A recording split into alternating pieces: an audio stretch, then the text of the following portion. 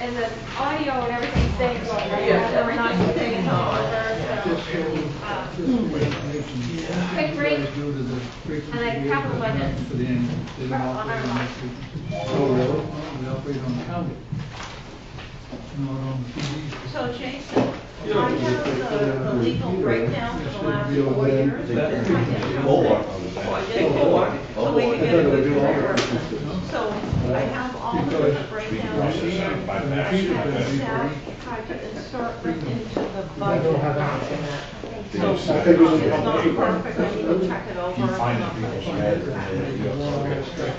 So it's very interesting. I used to do this, but the council told me to stop it. So now I think it's 4 years ago. If I realize that parking is out, we're on Wednesday, and I was here, Oh, come on, don't you want to stay for the budget? I don't know what the procedures are, so.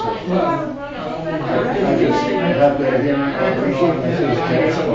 Unfortunately, this is my last term. They have been here since 1987. We only have one vehicle. And, you know, I was 39 when we came in, and I'm now 63, almost 64. It's just, the reason I'm getting off is just because it's just, you know, it's time to, you know, I'll go look at ever it. since all my work in life been going like a merry-go-round, it's time for the ride to slow down a little bit. I'd like to enjoy my retirement. What is that gonna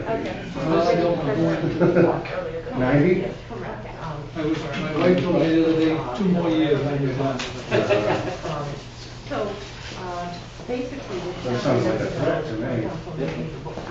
Well, that'll make me easy. I'll probably want to find somebody else. So I put that all into the treasurer's job, which it. I'm retired.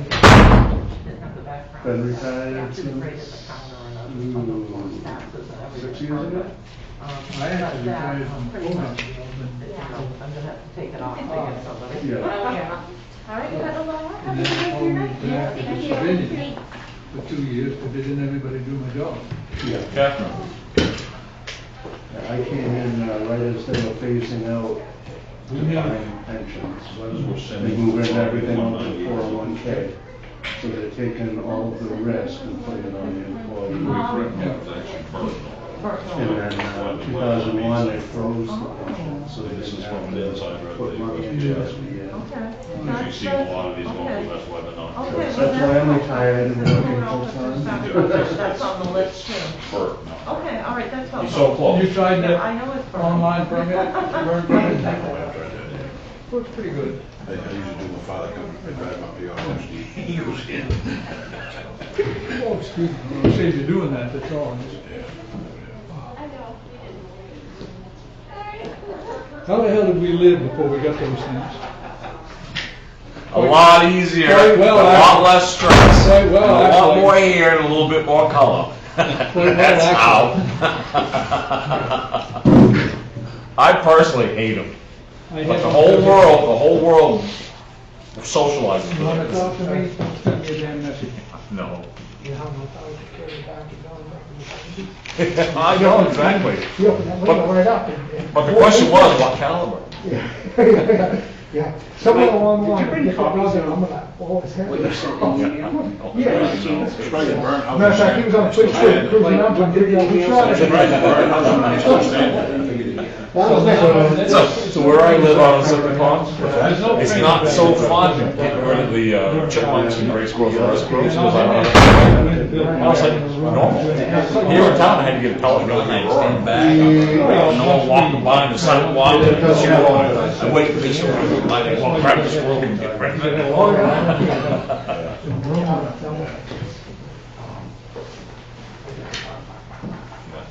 But I don't understand that, because when I bid on a piece of property here in town, tax credit, and they were quite specific, you had to tell them how long and what you were gonna do with it. I thought that was part of the bid process, but if it said 6 months, you could have done You own it. that, what was his name? That's good, the FBI. So I think he was on the cruise at the time. Well, where I used to live here, there are several different people who lived in that church.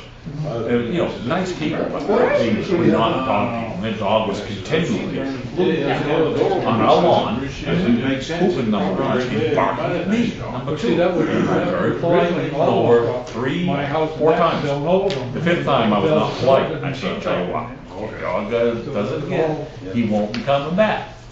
And I'm not gonna tell you where it is. So if you wanna keep your dog, you keep it.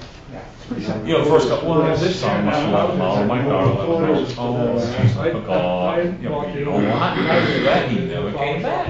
Oh, did you? It was quiet, it was just that. And I thought about bringing all the poop away.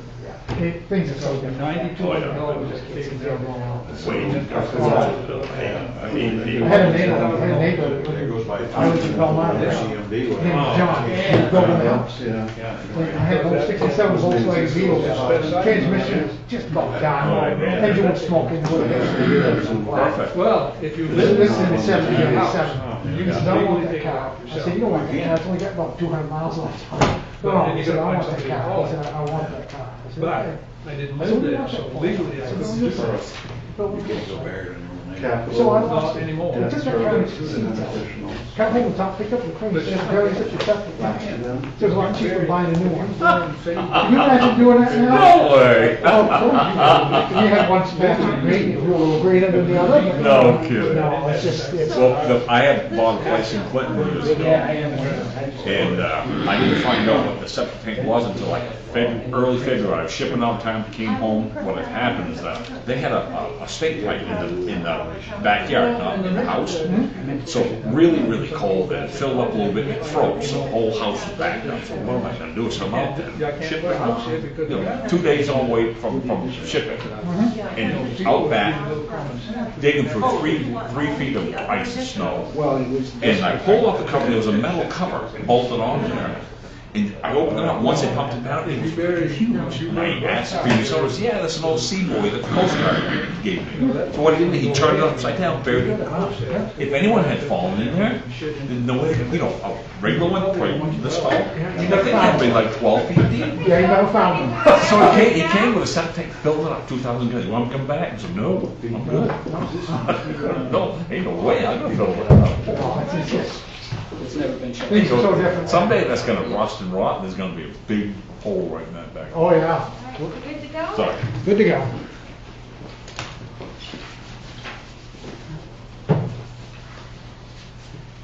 Okay.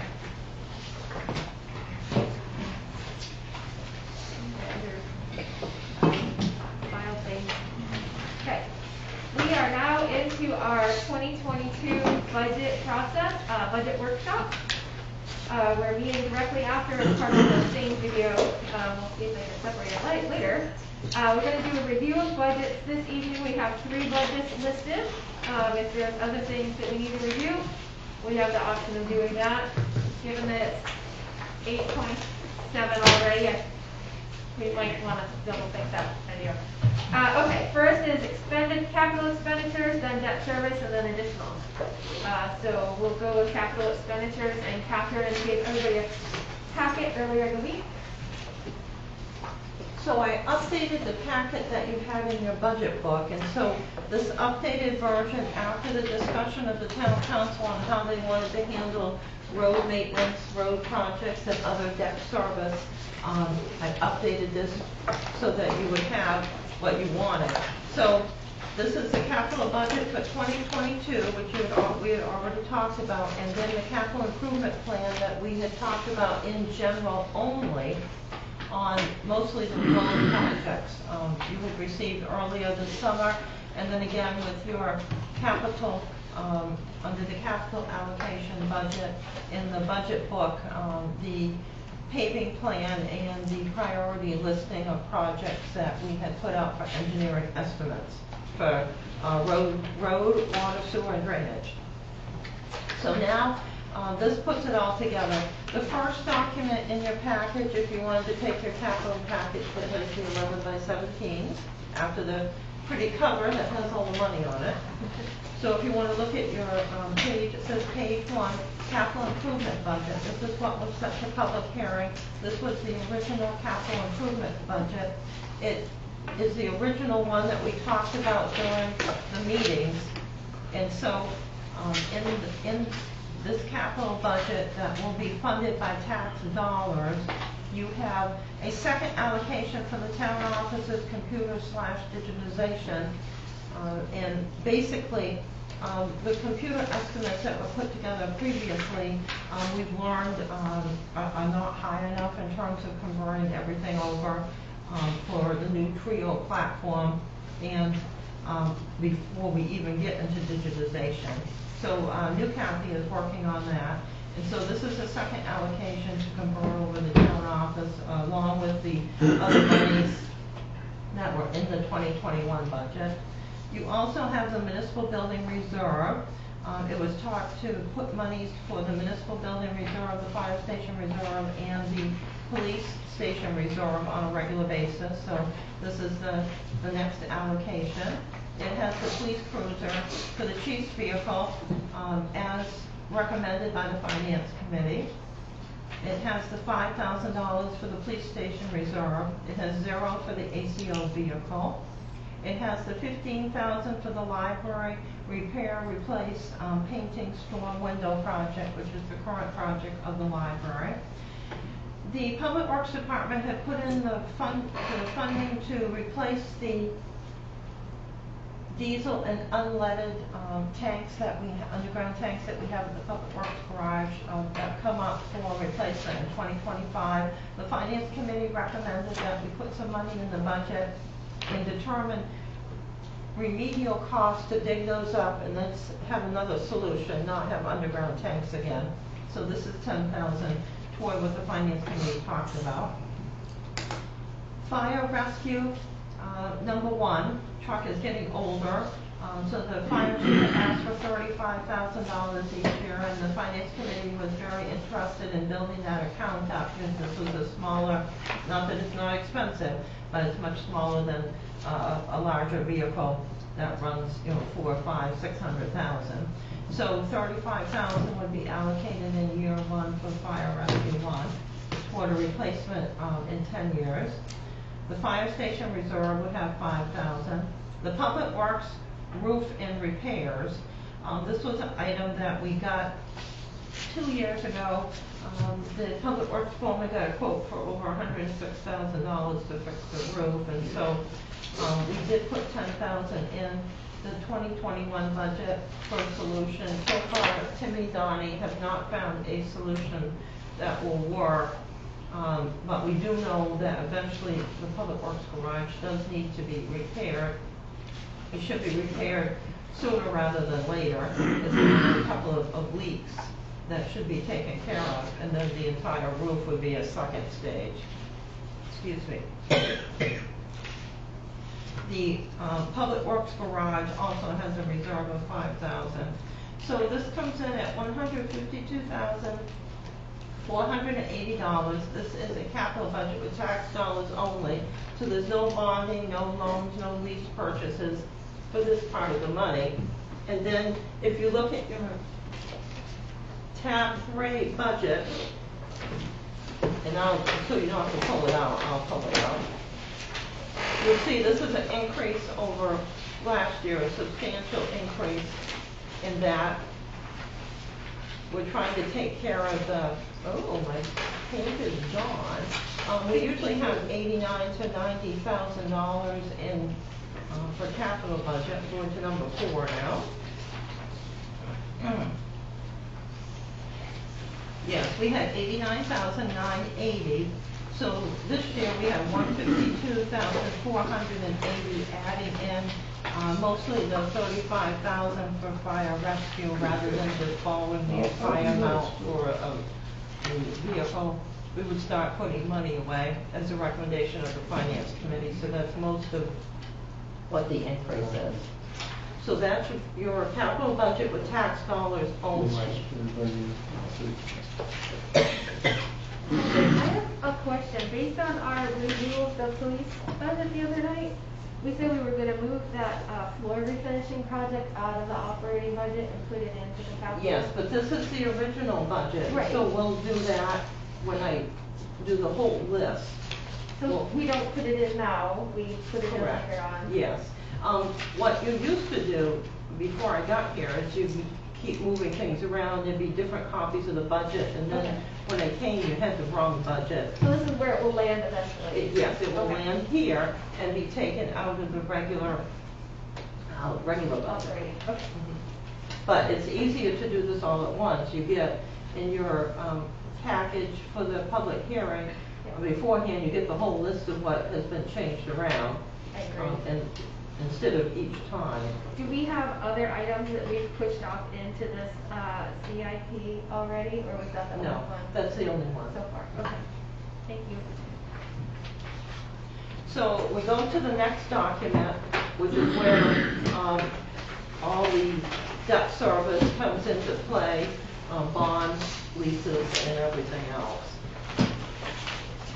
So your capital budget is the first year of your 5-year capital improvement plan, and we put an additional 5 years on for projects that departments want to submit money for. So for 2022, you'll see some of the projects we already discussed, which are paid for with taxpayer dollars listed in the 2022 column D here. But there are other projects too, which added together come to $2,120,980. And then in your packet at the end, you have the descriptions of the projects, which is not a fun document to do, but you have a description for each of the projects that are in 2022 as well as the other years. And so Catherine, I'm sorry to interrupt. The participation of the telephone dropped off of this. Does that mean that we're gonna have poor quality for the rest of the call or? well, nobody's on the call except you and I. But it's the sound coming in here that's not gonna be, remember it was really fuzzy and muffled before we started logging into the, That only works for the Zoom. okay, so we don't have to worry. I about can call it in again, but it only works for the Zoom. The room will be the same. it. Okay. So Catherine, what sheet are you talking about? Which one? Yes. To which one are you referring? The first 11 by 17 sheet, which says capital improvement plan, and in the middle says CIP 2022 to 2026. But there's It's several of already them. printed. Okay, just the,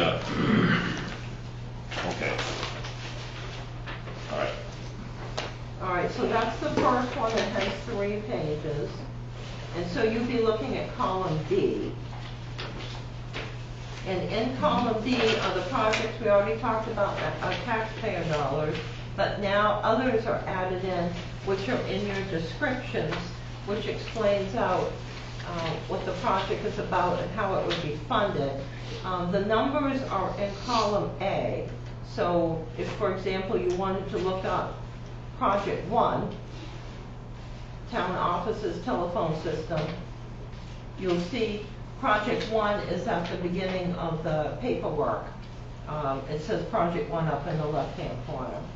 And I just picked one that's already done. So if we go down through these projects, we'll see the $15,000 for computers and digitization. That's in row 6, project number 3. We already discussed that. Project 9 under column A is So- municipal building reserve. I don't mean to interrupt you again.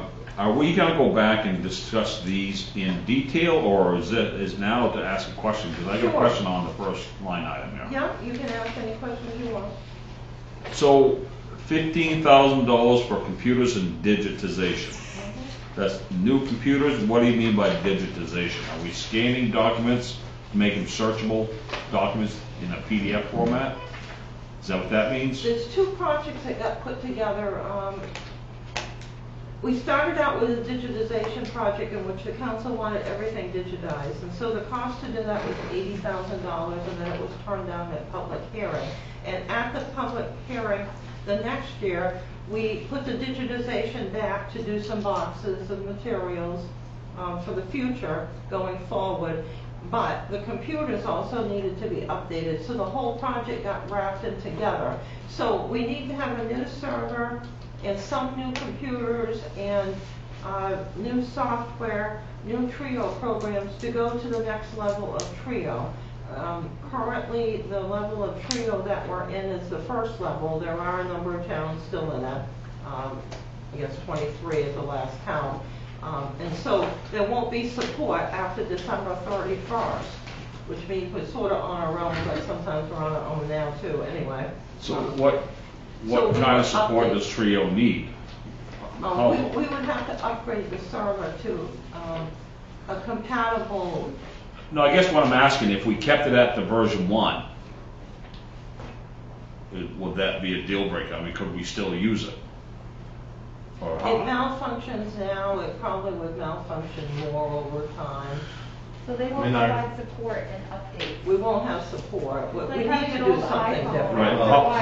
how much of this item is Trio, how much is computers, how much is digitization? And is this digitization for everything, or is that gonna be recurring cost every budget? So the digitization is what we have left over after the computer project. So New Kathy is working on the figures, and what she has received for a total so far is more than what we have in the budget for 2021.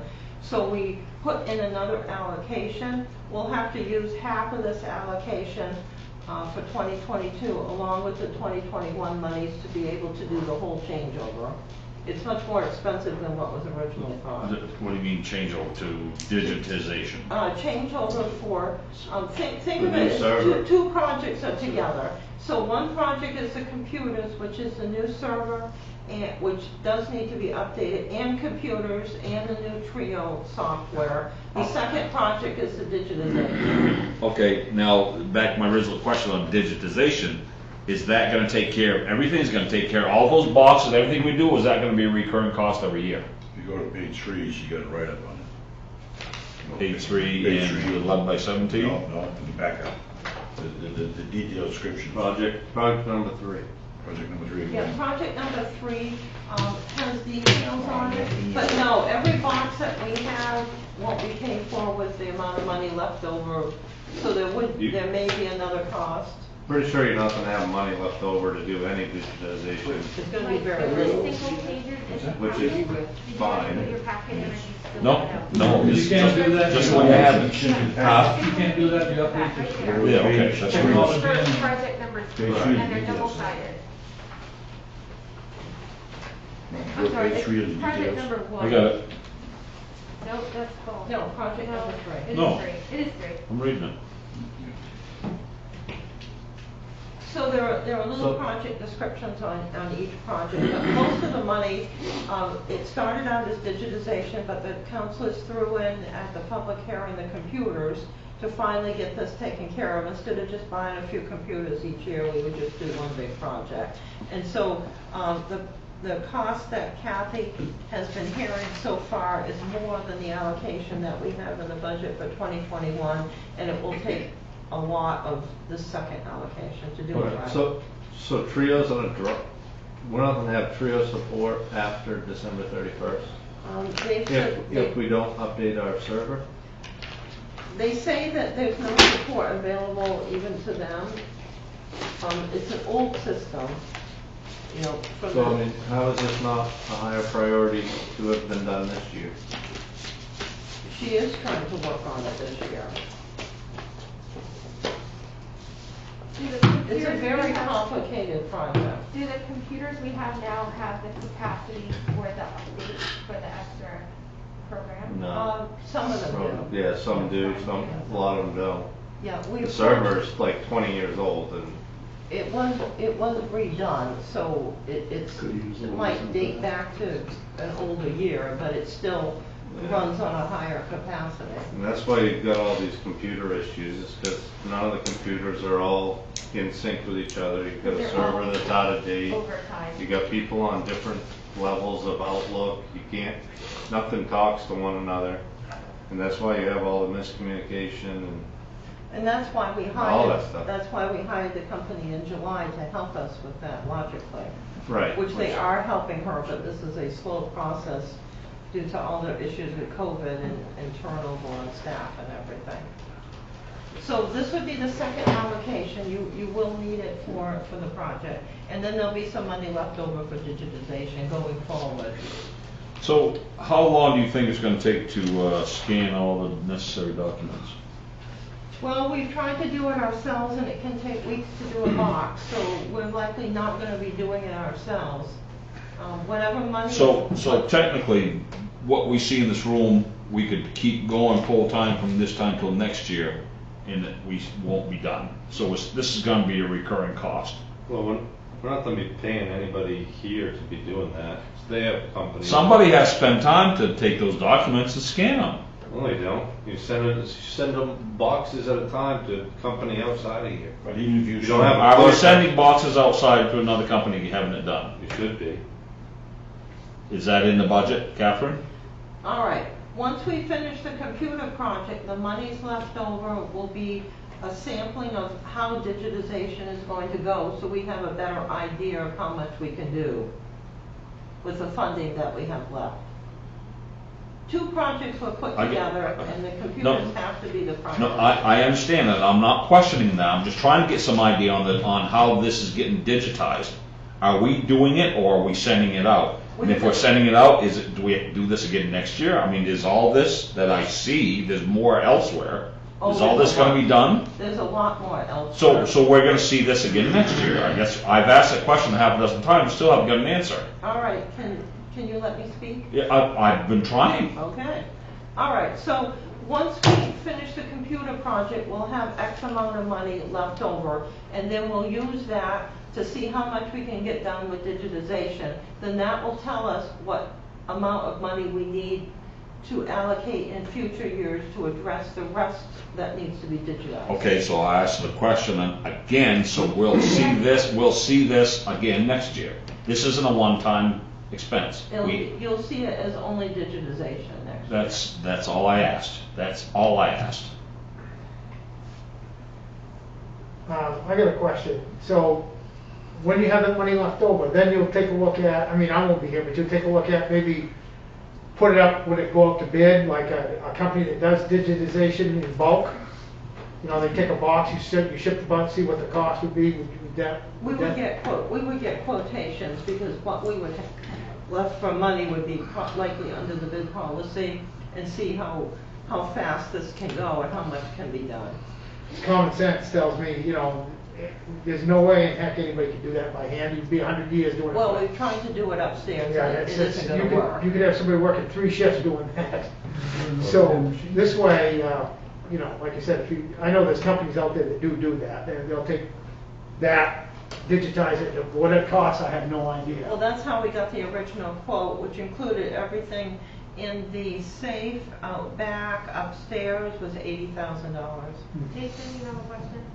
Well, it's unrelated to that, but next meeting, can we have Kathy maybe speak to some of these technology things? I think, She is would working be on help- it, but it's very Well, stressful for her. 'Cause well, I mean, she can come and talk to us and give us a lowdown on, she knows that stuff way better than anybody sitting in this room, so why won't we just get it from the horse's mouth instead of trying to figure it out through? Well, we don't need to figure it out, she's working on it. I don't know if she'll be Well, ready. it'd be a hell of a lot better to have a line item in here that is based on information from her, because she'll have a better idea of cost, of what's actually needed, prioritization, all that stuff. All right, that's how we came up with the $15,000 for the second allocation. That's how this figure ended up being in here. So Kathy's already done that work. Based upon the preliminary information that she got, she's working on this. This is a very difficult project, and she is struggling with it. So there's no way we're gonna be able to digitize everything in 1 year. It's that $80,000, which I think that number is a couple years old, so it's probably Yes. a lot more than that nowadays. But just to have an idea of what's in the boxes is like, things have to be like unstapled in packets, there's handwritten notes on things that have to be like sticky notes that have to be taken off and scanned, and so it's complicated and it's very time consuming, and that makes it very expensive, whether we have an employee doing it or whether we contract with a company to do it. And one of the things that the council had previously talked about was focusing on new materials that are coming into the office and making sure that those get digitized from now going forward. So we're not generating more boxes. So that way we have like our maintenance boxes, and hopefully some of them disappear each year when we have records that age out that we don't need to keep anymore. And those will slowly dwindle over time. And everything coming into the office, probably 80 to 90% of it is already digitized now, just because that's the way the world is. But focusing on going forward, making sure we're digitizing as much as we can as we're working through things now. But that's kind of been the approach to that. But it sounds like we have to get these servers and the computers all syncing up to make sure that everything, I think we've always had like this idea of we don't want to spend a lot of money all at once, so we'll get a couple computers here and we'll get a couple computers like as we needed them, instead of just going in and saying we need a system where all the software is the same. And this will upgrade the software for the to have that capability for the second KE coming in for the rest department programming as well. So there's multiple reasons to go forward with the digitization and the computer projects. Right.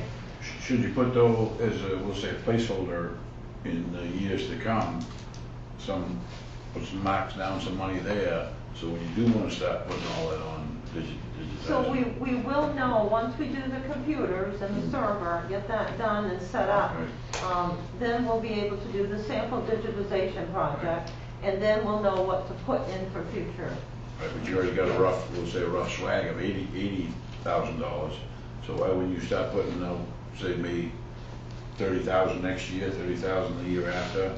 Just to get Because, yeah, I understand, because people got excited when they saw the 80,000, so it got thrown out. So basically, if the computers, I don't know the numbers, but if the computers take, and the servers and everything, and the Trio take 10,000 out of the 15, there's $5,000 left. You say $5,000, go to a company and say, how many boxes can you do? That gives us an idea. If they can do 100 boxes, then we know, if we count up how many boxes, we'll know like a better idea of what it will be for the full rest of everything too. So when you come back here next year, you'll have the Yeah. figure in there. Then you can be scared again. Okay. Well, I know another company that had about maybe 6 of those boxes like that. And they had to spend time to organize it all out, Yes. to know what they sent them. Yep. And then just to do like 6 boxes was $125,000. Yep. So, you know how many boxes you got here? Oh, there's more. This Yeah. one's full. Mike? So I actually worked through some of those boxes, and I can tell you that 80% of it started digital and was printed out. So when you print, there's an option called Microsoft Print to PDF. If every time you print something, you print the PDF as well, you won't be creating more. You're making a copy of And it that- in a searchable. Yeah, so a simple change of procedure Yep. will stop this from happening. Well, so right now, we're not creating boxes because we're doing PDFs automatically. But in the past, when PDFs weren't really used by many people, you accumulated a lot of records. So we know that there's some strategies going forward, whether that be the format of the files or how we're using them. We know that there's ways that we can improve on that. So that'll be hopefully some of the recommendations that come through from the digitization process. Maybe they're going to say, well, if it's in this format, then we can save it. But we'll go from there and see what it says. All right. Did that answer your questions, Mike? I think that's how we got onto all of that, is that you had a question about what was... My only question was, will we see this again? That was it. And you're all set now. I was 10 minutes ago. All right. Thank you. Here we go. What's next? All right, we got past the more complicated one. We should have never put the two projects together, but they did get together. So project number 9, you've already talked about This is municipal building, 5,000 toward different projects that would need to be done, and repairs that might need in the building, especially the air conditioning system. Next item is number 11, cruiser, 47,480. That's for the police chief's cruiser. And that's the regular cycle replacement, right? Correct, that was the regular one that was scheduled. Number 12 project is the police station, 5,000, so you'd already seen that one. Now, the first project that's not paid for with regular tax dollars that are in the budget for 2022 this year is number 14, fire engine 3, 600,000. So this project would need to be a lease purchase over either any number of years, but for 2022 would not have a payment. The payment would be due in 2023. The next one is number 16 project, Fire Rescue 1. This is taxpayer dollars, 35,000 at the recommendation of the Finance Committee and the Fire Chief. Number 20 is Fire Station Reserve, 5,000. And we talked about that. The next one would be a lease purchase. This is number 22, replace 1989 Ford dump truck. So this would be a lease purchase with a payment due in 2023 for 5 or 8 years, depending on what is chosen. The next project is number 27, and this is where for 2 years, 2019 and 2020, the council approved $500,000 for paving from a recommended budget of the public works foreman of $1 million. And so $1 million is listed here, at least for right now, for paving in order to try to move forward on the roads. This can be any combination of the roads that you choose from your paving plan, which has some roads listed for regular shim and overlay, roads listed for grinding, roads listed for reclaim. So we would put those together in our regular paving RFP and then put it out to bid and see the prices that we get.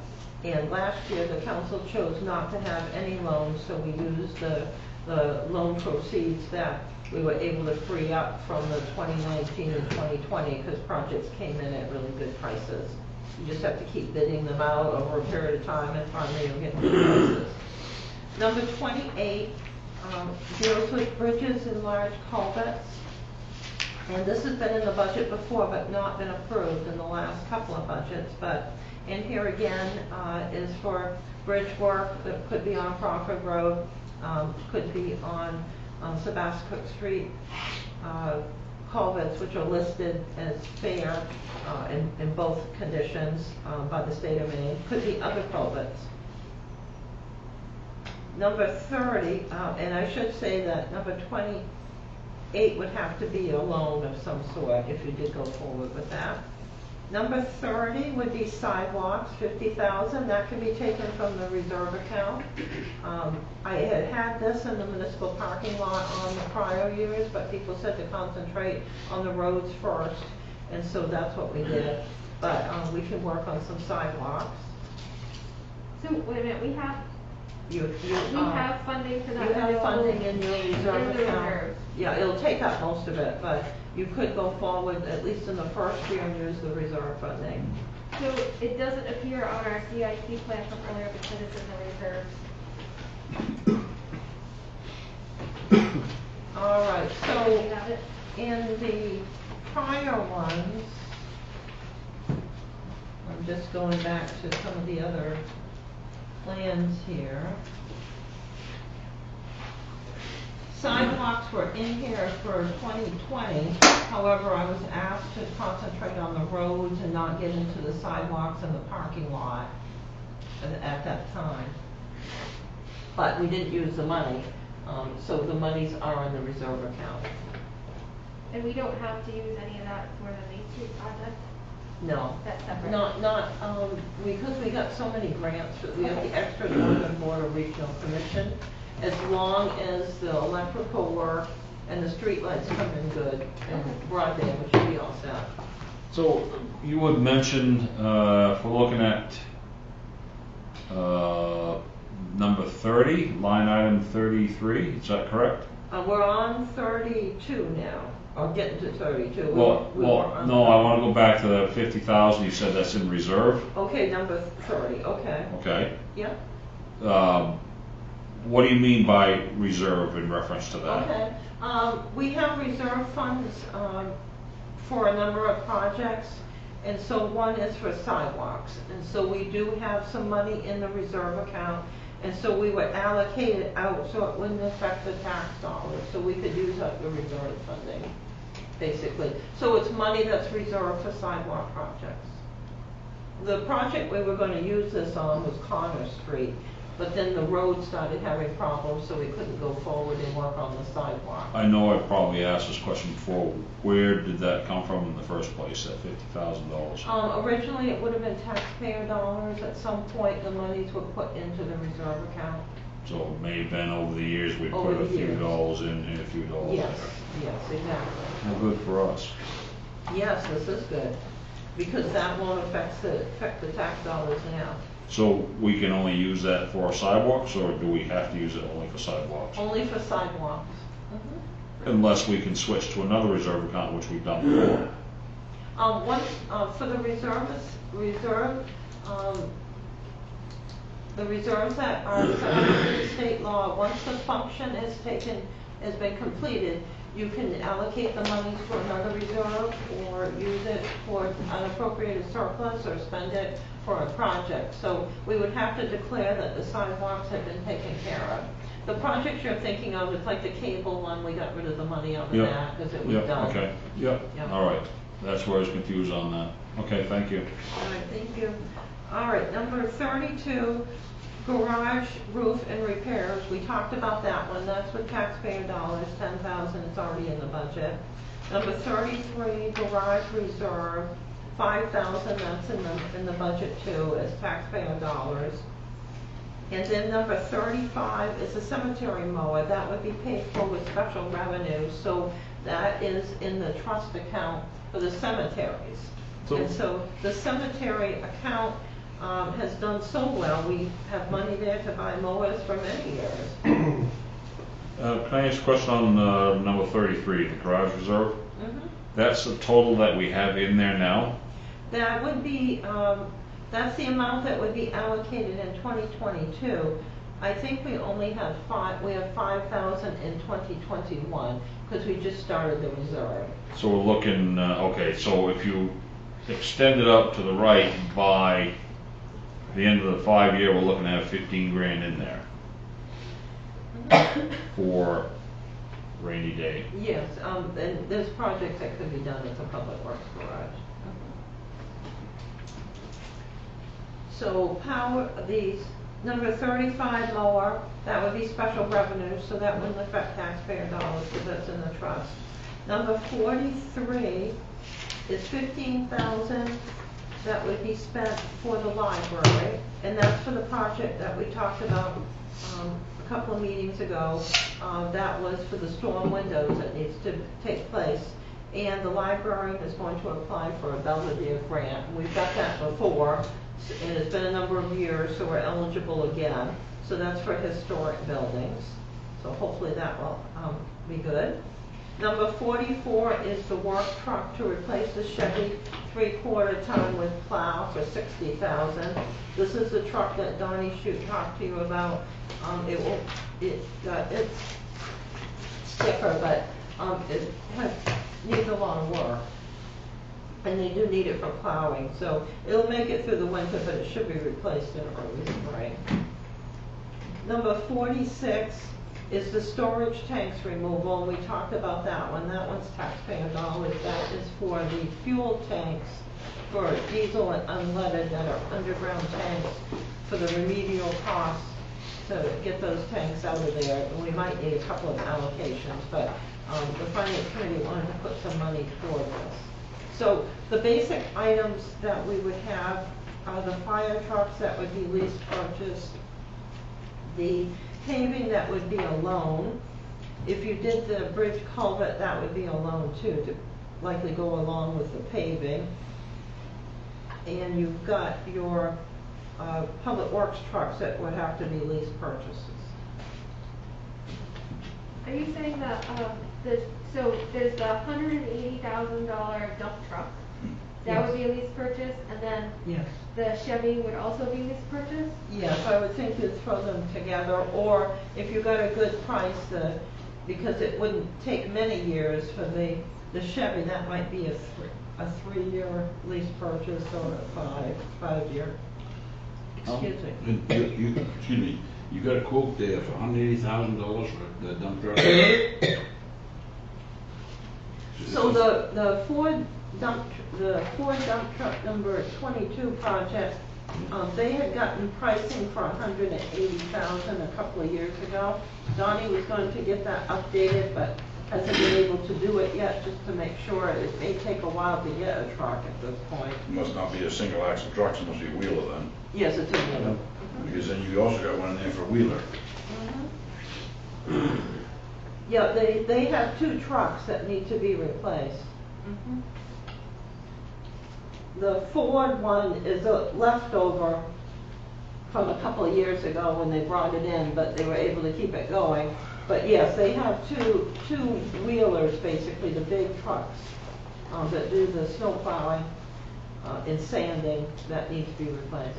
Are those 4-wheel drive? No. I don't know. There's a note in here under project 22 that if thinking ahead with plowing the roads and taking over more roads as we go, that there's a note here that we would want to also add $45,000 to $50,000 to the budget for that, because we would need to buy plows for it.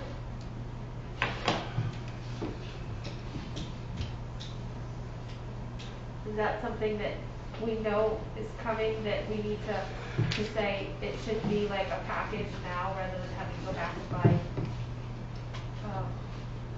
plows later? Doesn't that truck have a plow on it? This is a dump truck. It doesn't? That's the little yellow Ford. Brown, No. brown Ford, I guess it is. No, this is the You talking- '89 Ford dump truck. Yeah. That's the smallest one they've got, I believe. Well, that Because the doesn't wheeler's have a a plow on Chevy. it.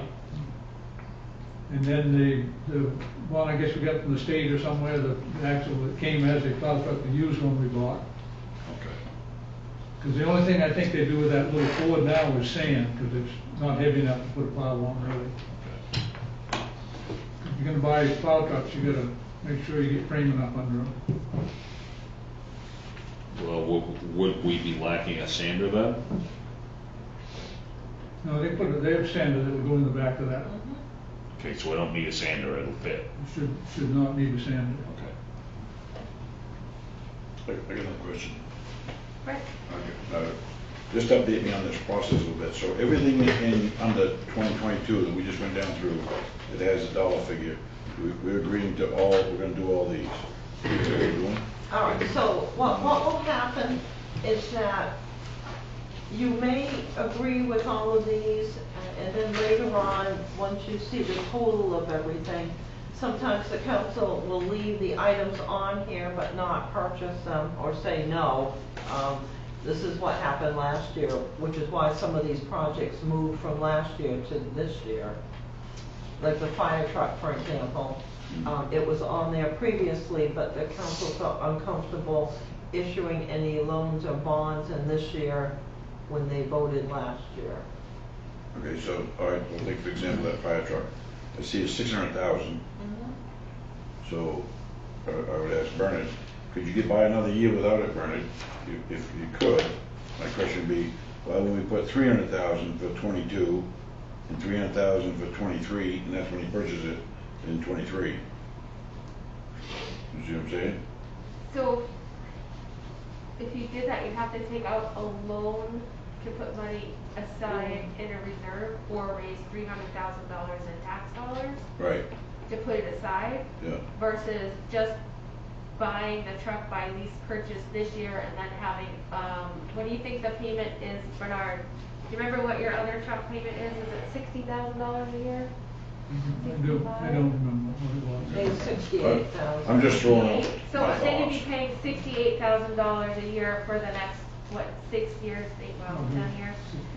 You'd pay $68,000 a year. I think we took, on what, a 10-year loan on the 17? Right, so then you pay your $68,000 if you buy it and get your lease purchase.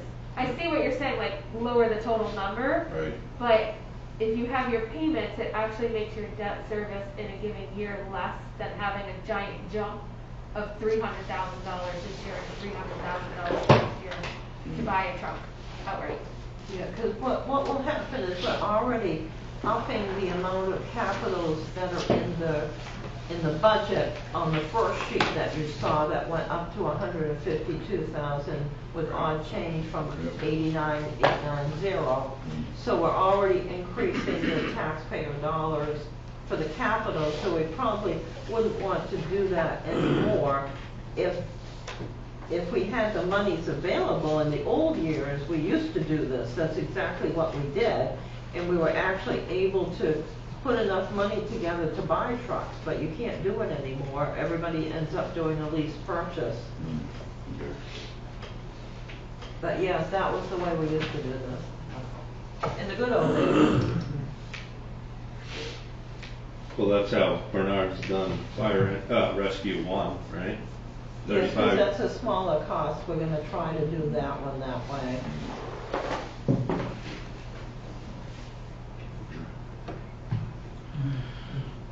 And that, I can't remember, so last year budget time, we were saying, you know, why don't we have accounts that we're putting away in like this fire fund? Why aren't we doing that? Put away $50,000 a year, $30,000, and that kind of is why some of these things started. Not all of them, because some of them were already going, but we started. I think the fire station and the police station reserve, those have already been in there. I remember seeing those in prior years. But I think the garage reserve was a different one, was a new one last year. Last year was the first year. Yeah, that was a new one, and that's where we say, okay, $5,000. So over 5 years, you're putting away $15,000 for that. So it's kind of working your way back Yeah, but up to it where gets- you're putting a bit of money away each year for the projects.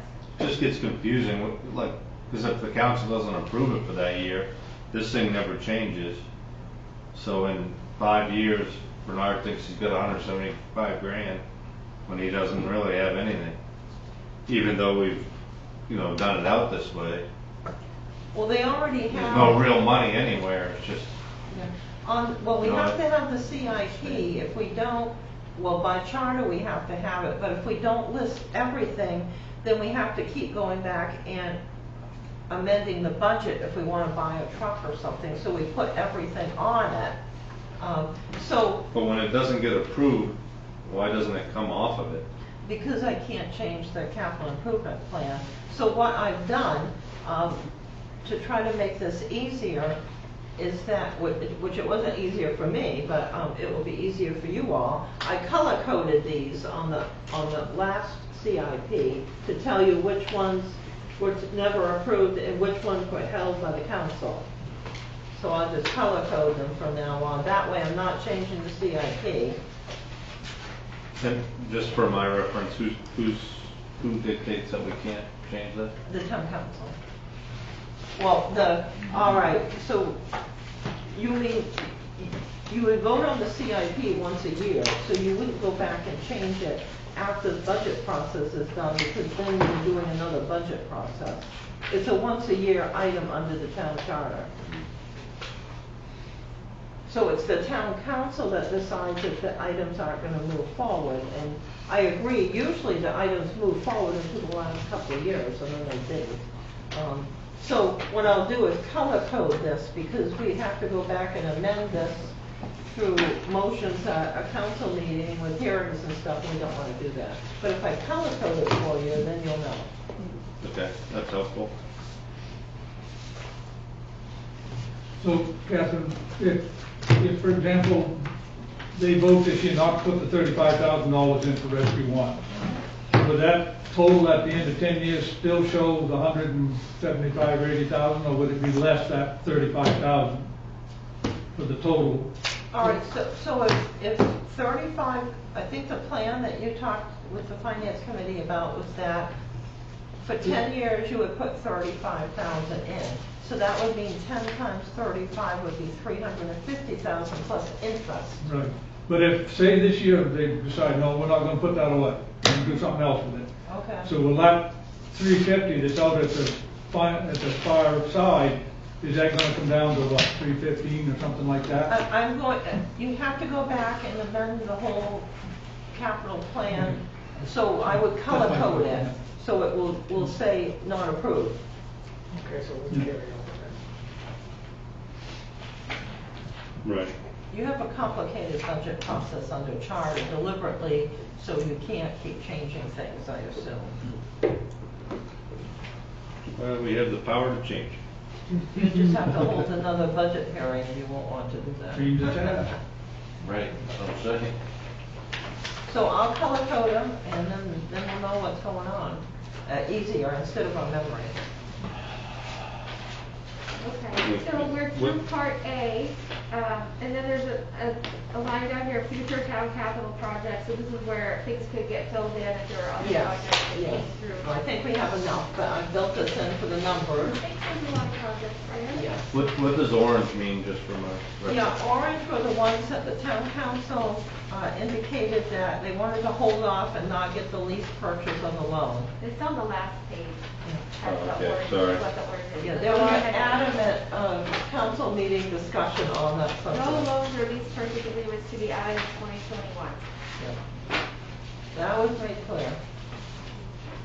So Okay. those were projects that were supposed to move forward, but the council said, no more loans. So going on to page 2, we've got a variety of water and sewer projects here. Some of these would be paid for with special revenues, like the sewer projects account that we just separated out, the ARPA monies that were allocated for water. And so you've got hydrant replacements, that's project number 70. And this is very important. We started doing 5 per year, but during COVID, didn't go forward with that. But we'll be doing 5 for Main Street. I think there's 6, but 5 get done. 71 has the Main Street hydrants there. There are 6, but the notes say 5 would move forward. We've got the well capacity study for 40,000, of which we have a grant for 20,000. So there are some additional revenues here for some of these items. Number 75 are the pump drives replaced, in which we borrowed a pump drive, and so we need to, the vendor wants that back. That was very generous of them, with no rent or anything, but we need to move forward with that. Number 84 is the Main Street pump station renovation for 45,000. This is where we're going to use the sewer projects account, the new account that was set up with the additional funds over the amount the USDA is now indicating that we need to keep in the account, which has been lowered, which is a great thing.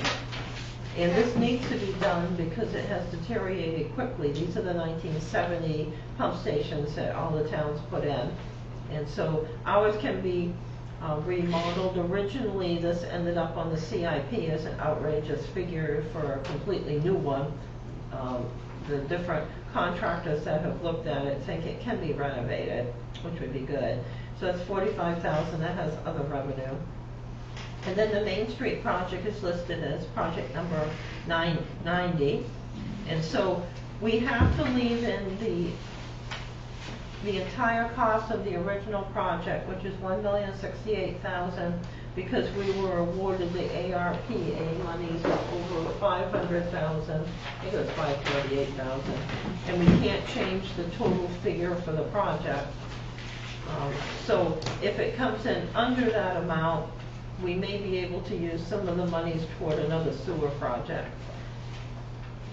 And you remember that project changed from being, when it was originally put in, it was for Main Street, but there's only certain areas on Main Street that are an issue. There are 3 areas, and then the cross-country line further down over what used to be South Main Street is an issue.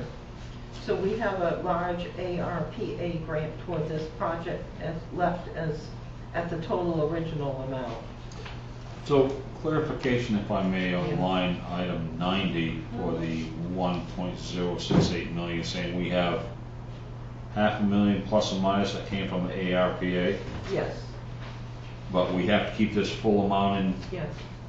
So we have to keep that full amount in tax based on the full amount, but we have money set aside for it already. We have to have the total amount, we have to have the total amount that we originally put on the paperwork. Annalise went back and did some refiguring and thought we could lower it to maybe 958,000.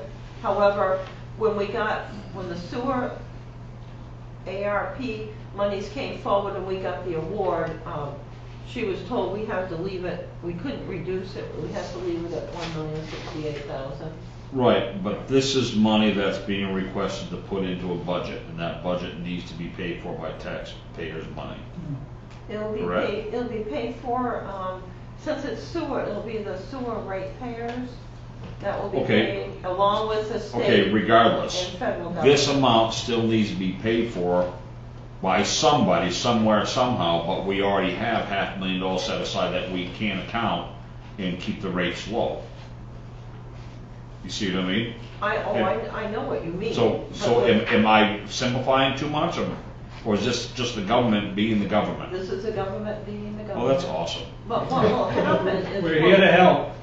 Yeah, what will Nah, I don't happen believe is you. that we'll ask to use whatever, if some money's left over, let's say we get good bid prices, and some money's left over, say 100,000's left over, we'll ask to amend this to move it to another project on this list. Right, I understand, but the rate's gonna be based on that.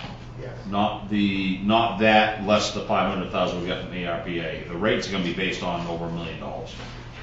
The rates are gonna be based upon the budget that we have now, which has debt service built into it for this project at a lower amount. So I think we'll be okay. The rate's not gonna change in the sewer budget next year when we do this project. Right, but that $500,000 you get from the ARPA, that doesn't affect us a bit. We still have to charge rates based on this amount. So because it's an enterprise, you have your expenses, then you have your revenues.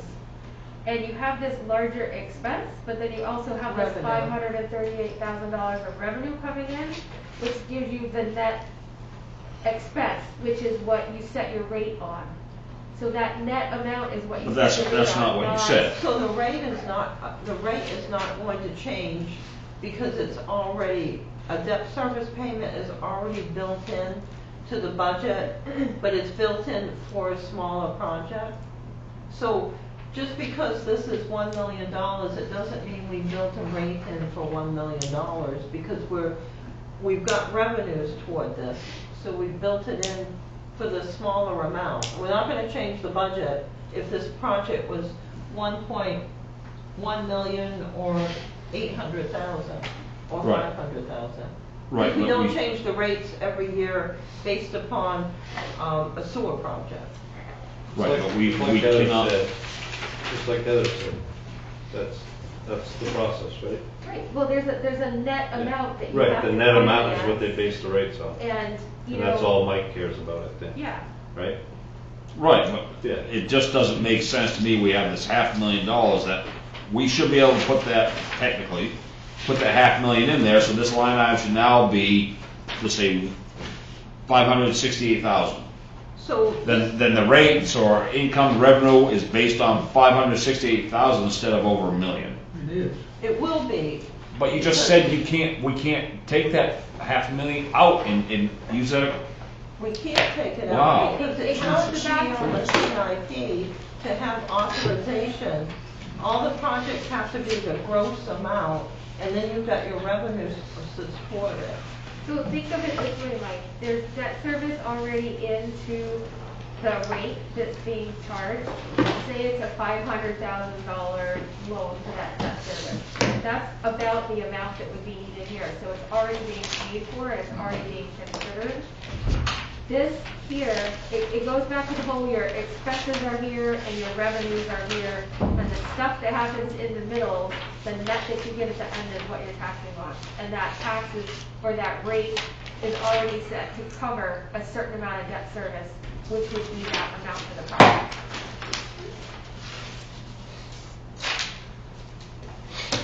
So regardless of the projects that we do, I'll build in to the budget that can't change from the figure of 500, 1,350.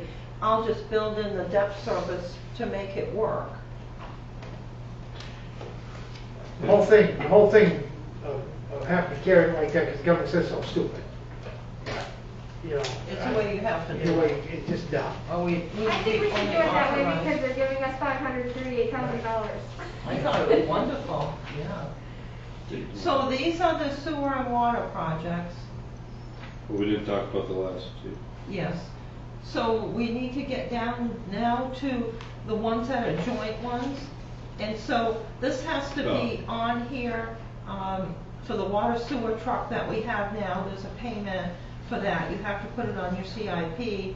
The loader backhoe actually ended up being an excavator, but this is still here because they want to get a backhoe, and if you did, you'd have to borrow money for it. It'd be a lease purchase. Don't we already have a backup? You have one that doesn't work well. It's a junkyard one. It has issues. Didn't we just, wasn't there, what was the big expense that we just had 3 or 4 years ago, within the last 3 or 4 years? It's an excavator. Did they not also buy a used great piece of machinery? Volvo backhoe? You got 2 pieces of equipment. So Oh. Public Works bought a backhoe I thought at that, the same time they got, I wanna say there was something else bid out at the same There time. was a It was a- used equipment. The- Right. The So, town. and that's Public Works, we're looking at the sewer water, project stuff. Yeah, well, we bought a trailer so that they could share all their happy stuff. Exactly. So they can trailer that backhoe wherever they'd like in town, correct? we can guide it, I would hope so. just a tractor, So- need a backhoe. So when do we say that, whether we want to have that 19 grand in there or not? Is that tonight or is that? You can say now or later. Okay, well, I don't think water and sewer should have their own backhoe loader. I think they can share with Public Works, in my opinion. Which That's is- why we bought the $30,000 Trailer. trailer to haul this stuff all around, so. So you And said, you don't even have to, it's a backhoe, you can drive down the road. Yeah, right. it You can you go- said 19,000, where do you get that? It's item 100. It's number, project number 100. Yeah, but, Yep, I got water service, loader backhoe at 76,000. well, oh, yeah, you're looking, yeah. So look at- I was just looking in 2022, but yes, It would be a lease. I would nix the whole damn Mike, I thing. think you're on a. Well, it is sheet. 2022. You're on a different sheet. Looking at the total, Are you still on the CIP? I'm still in the first set of pages. I'm on the second page of that, line item 111, which is number 100. Loader backhoe, $76,000. This is, That's in the 5-year subtotal. Okay. It's the second page up here. I know, but you're. Where is it on here? I think you're on, I think you're on. This is what I've been following all night. This is what I have, That folks. might be right. This is it. You have 3 of these in your packet. There's 1, 2, 3. Keep going. That's it. We're still in the first section. Or we're looking at something different now. We're looking page 2 on this section. No, this is the one, your sheets are just out of order. This is the one that we've been going over.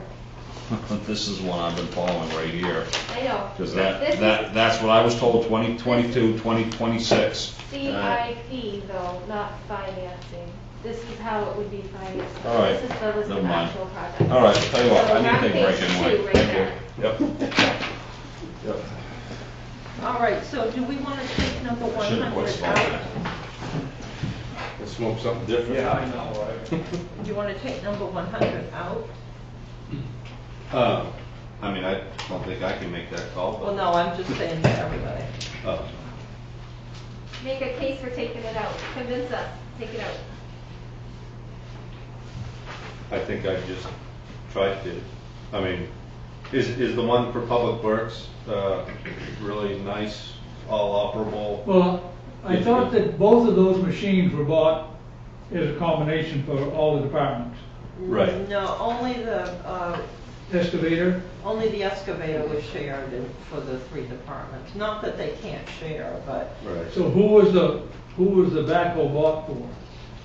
Public Works. Or what's the one sitting down at the dump? That's The old. Is that the dumpy one? No, that's That Okay. can't leave the that one won't property. pass Right. inspection. Not within, So okay. that's just a can pounder down there. So I Right. think we might need to have more information about it before we take it off, because I know one of the things that we talked about sharing the excavator was the fact that they had to get a certain size to be able to have the reach and the boom and the buckets a certain size, and that water sewer might need smaller size Smaller. scoopers or buckets because of the tight confined areas they work in versus Public Works, which is like, you know, they're dealing in trenches and ditches and stuff, which are nice open areas, they might want bigger buckets. So I don't know if this machine that they're asking for is something that would have to be tailored to the work that they would be doing. It's probably a Because it's a replacement for water that used sewer one. item, not a water sewer Public Works item, because we do have shared items for the 3 departments. Right. So Yeah, I well, agree if it's a duplication, let's take it out. But I'd like if they more- can't actually use the one that Public Works has for one reason or another, then we might want to consider keeping it in. Yeah, I'd like, I guess Donnie and somebody from Water Sewer Get more could information. maybe talk to us about that, Okay, okay. in my I agree opinion. with that. All right, so we'll get more information on number 100. The work truck's the one we already, the 3/4 ton, that's the one they already have. So Mike, we're And gonna it's ask just for the more payment for it. information from Water. Yes. Sewer, and Item Public Works 90. about Yes. the backhoe. Yep. And find out if it has to be specific That's a good idea. sized or anything before we take it. Yep, good idea.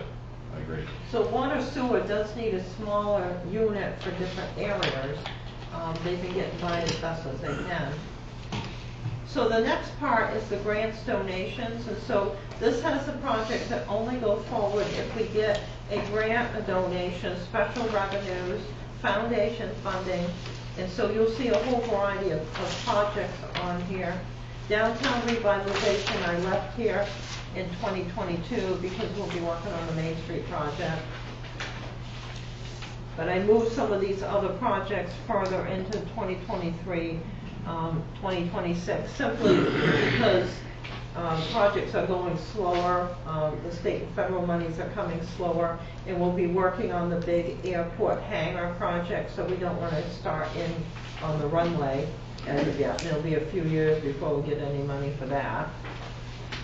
So the next project that's listed is the town entrances, and that again would be for signing, renovation work, beautification at all the entrances, but only to be, you know, as grants, donations, other types of special revenues.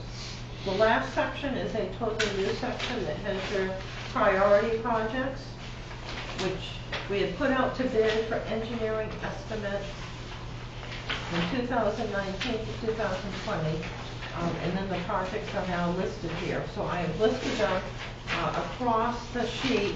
In the 10-year period, you've got your 10 projects, because there's no way you could do them all in 1 year, or even a couple, or 3 or 4 or 5 years. So I have listed them across, and they can move around over the years as you need them to.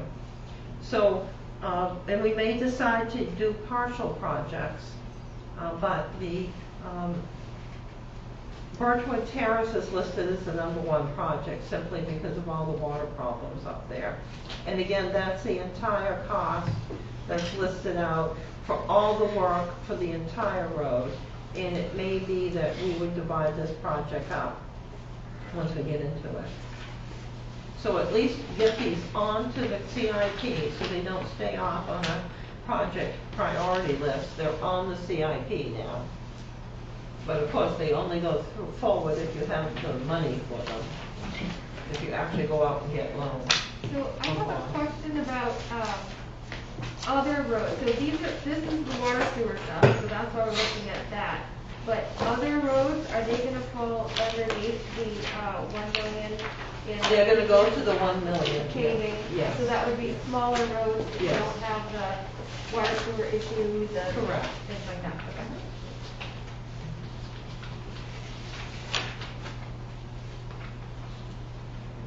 So when I put the motions together for the public hearing, it includes all of this, but it's better to start with everything and then make it less than try to start with something smaller and build it up.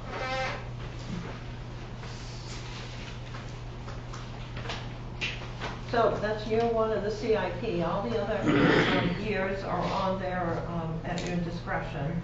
And we do move the monies around between the years based upon how much money you have coming in and what projects get funded. So you can move funding, it's actually proposed funding. Correct. You can It's all move proposed funding in the future, but once it's published as a CIP, it's part of the budget and it shouldn't be changed unless you go through that big process. Yes. Okay. Any questions about Mason? I just had a question, and I think I brought it up before, and it's kind of, I don't know, just thinking out loud a little bit, but say you're doing the water, sewer, and road of Birchwood Terrace, right? But sewer can sometimes be covered under grants, and when you get a grant for the sewer, they also, they fix the sewer, but they also fix 20 feet of the road for the sewer. So the paving for that, I know it's weird, but could fall under the water and sewer loan, or water and sewer grant. And then the paving outside of that, whatever you want to call it, the right of way of the sewer, all that would be paid by this. You know what I mean? Does that make any sense? And I don't know how you would really put that out there that way or kind of figure it out that way. But it could be a way to, get loan money to fix, in a roundabout way, fix your road for this section, and then we pay for the part that's outside of that middle section. That's what you would have to do. So when you commit to doing the water sewer project on Birchwood Terrace, you're either committed to doing it and then having a patch down the middle of the road, or you're committed to doing it and then fixing and paving the whole road and not having that patch bit. Right, but I'm kind of saying you do the project kind of all in conjunction with one another, but the paving outside of where that seam would typically be would be paid by, say, the taxpayers, but the paving inside that falls under what the sewer would be covered under the grant that we got, or the loan. or the loan, or whatever it might be. Mm-hmm. So when you come back in, the road, it doesn't have a seam, and it doesn't have a part of the road that's 2 years old and parts that's 10. And that's what we were doing until the recession happened, and then we didn't get the last few roads done when we got the big $3.9 million grant loan on the sewers. So and that's how your road didn't get finished and Brent's road didn't get finished. So a paving company, you could kind of, well, I don't even know who, I guess it would maybe be you that would separate that out and then put it to bid. I guess the paving company's gonna pave the whole thing regardless, I don't care how it's paid. So you're gonna, It'd be kind of a managerial issue, I guess. when you get a project like that though, your grant doesn't usually cover the full amount. It doesn't. So basically it's the same thing that we were talking about before, is you have this big number of your full project, and then you have this grant amount that pays for part of it, and then you just pay for the rest of the project. So the numbers that we have is for the water, the sewer, and the paving for those projects. So we would just get part of that covered, and then the town would have to raise the rest of the funds to do the project, either by loan, or grant, or tax dollars. Yeah, so you're not gonna get anywhere near what you really need Yes to anyway. everything you said, but no. It would be nice. You're not getting the amount of money you need anyway, regardless. Yeah. Yeah, nobody's Yeah. gonna give you all the money you need. Or they would, but then it would have like a lower interest. But usually, like, anytime you get a loan, you have to have some part of it that you're paying yourself. Okay, I'm good. Sorry. Good No, idea. it totally makes sense, you know, Actually, but, sounds like it'd save money if you do it.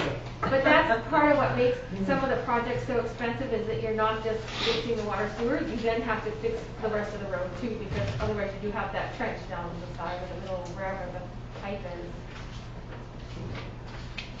All right, what's next, Kathy? All right, so we've gone through all the capitals. So at this point, we're doing some research on the loader or backhoe for a water sewer. Is there anything else we'd like to do research on? Well, you say Kathy's gonna tell us what she thinks we need for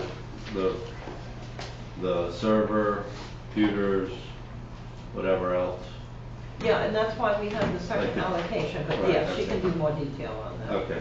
So I wrote myself a note when we were talking about the public works truck, the 3/4 ton plow, $60,000. Is that something that we would just use tax dollars to fund to do that? Or would we I would think that you'd get a lease just purchase. the lease purchase? Yeah. Okay. It's simply, if you use tax dollars, you're gonna have to add 60,000 to Right. that capital amount to the Which taxpayer We dollars. kind of already did. Yeah, we kind of already added some things. You put in the 60 grand, but you are gonna shop for the cheapest 3/4 ton truck that you can Or it could be buy, used too. or slightly used. And I think that has a plow on it. That would be a Yes, plow. it does. Yeah, it Wow. says with plow. Yeah. Okay. Okay, so They we're don't need done the with Taj Mahal. capital debt service. So we went through debt service, quite a bit. We can zip back through it. On any loan that you would get for any of these water sewer projects or your other projects, your first payment would be due in 2023. The debt service in your book is under number 3. Okay, we did go through this, but it ties in, so we'll go through it again. Page 40. In section 3? Yes, section 3, page 40.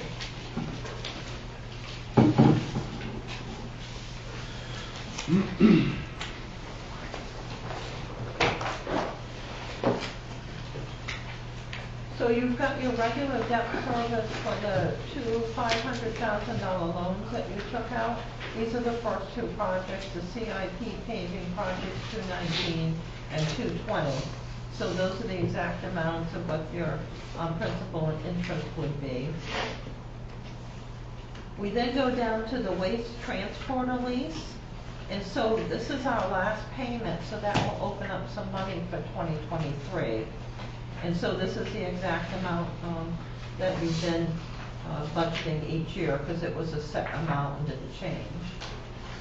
So at 37,617, this is the last payment we're gonna make on this budget. And the interest of 1531, yes, it'll be the last So payment. 39,148. Yes, so we'll Okay. free that up for 2023, which is a good thing. Do you remember what the initial cost of that project was, Catherine? It was close to 200,000, like 180,000. Kind of the same as us.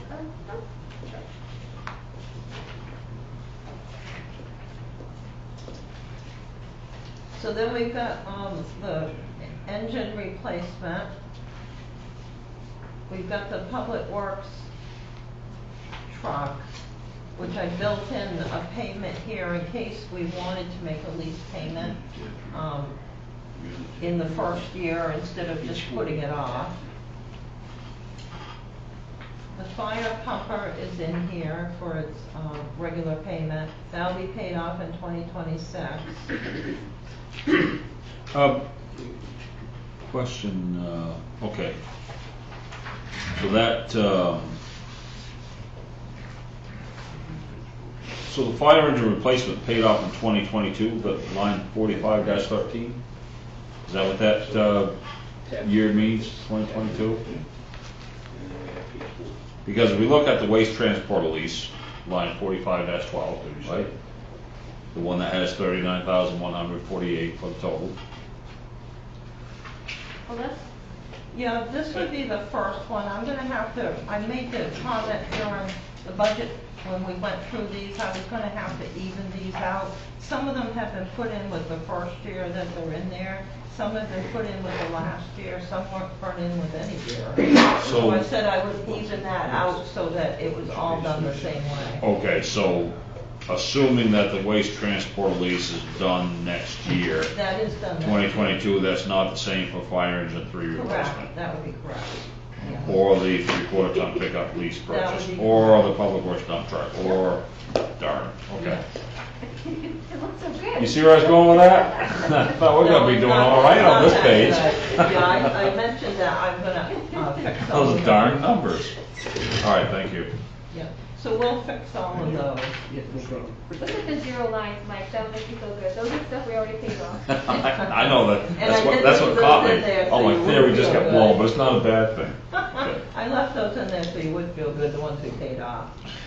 It So- worked. Just going back to that CIP paving, Mhm. you said 500,000, but in Right. last year's budget, it was only 150. Well, no, that was the leftover monies for the projects that came in under budget. We had that much money left over from 2019 and 2020. So we borrowed in 2019 and 2020 $500,000 each year. And then some of the projects got held up, or the bids were so outrageous. And we saved money on our paving costs in both years over what had been put out to bid. by the public. So this year we had 650,000? No, we didn't get a loan, the council said no. Oh, right, yeah. So I cleaned out as much of the items that were encumbered to get them done, and that freed up the money to do as much paving as possible. Okay. So normally that would have been a CIP paving project 2021, but there wasn't, Oh, I see, okay. yeah, for 20 years. Yeah. All right, so we've got the public works dump truck, I put in a payment for that. And the excavator highway lease amount of their payment, their third is in this budget. And then we have the tax anticipation note. And I said I would clean up these years and go check on them, because they were just, over the years, just put in there. So I would clean that all up so it was clearer.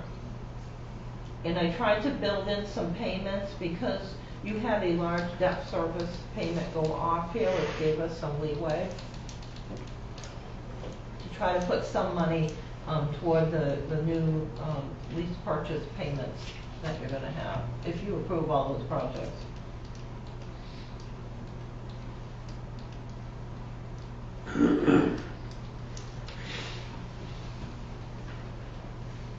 So that's the debt service. So if we decide not to do some of the trucks, then I would take out some payments there.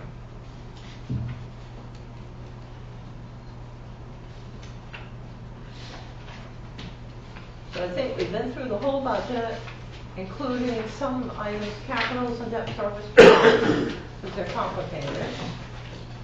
So do you want to go on to additionals now? Oh, yeah. All right, so there's a little packet of the additionals. Put away all these capital charts.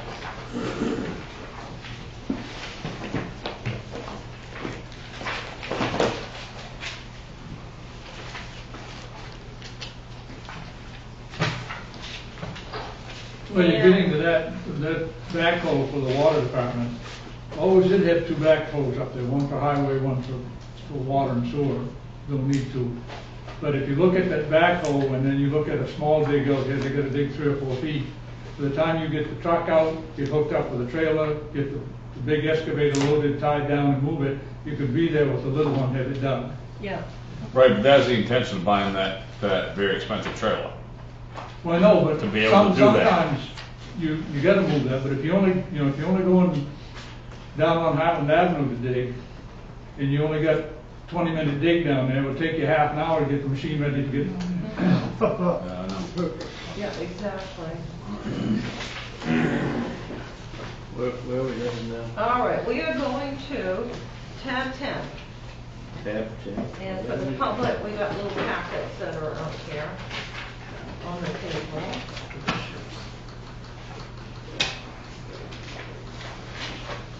So Pete wanted me to put together some tax information for you, which I did, just preliminary idea of where we're at right now, without these few little changes that we've made, which won't affect the tax rate much at all so far, because you just shifted things from one account to another. But right now, I'm giving you a few examples of where you're at with the current budget, and this, all your lease, your loans and everything, your big bonds don't have a payment until 2023, so it doesn't affect your 2022. So if we had an average one-family dwelling building, and the average in the computer is $108,449. Right now, we've got about a little bit under a mil increase, so I rounded it to a mil. And not going through the amount of the taxes, just the increase.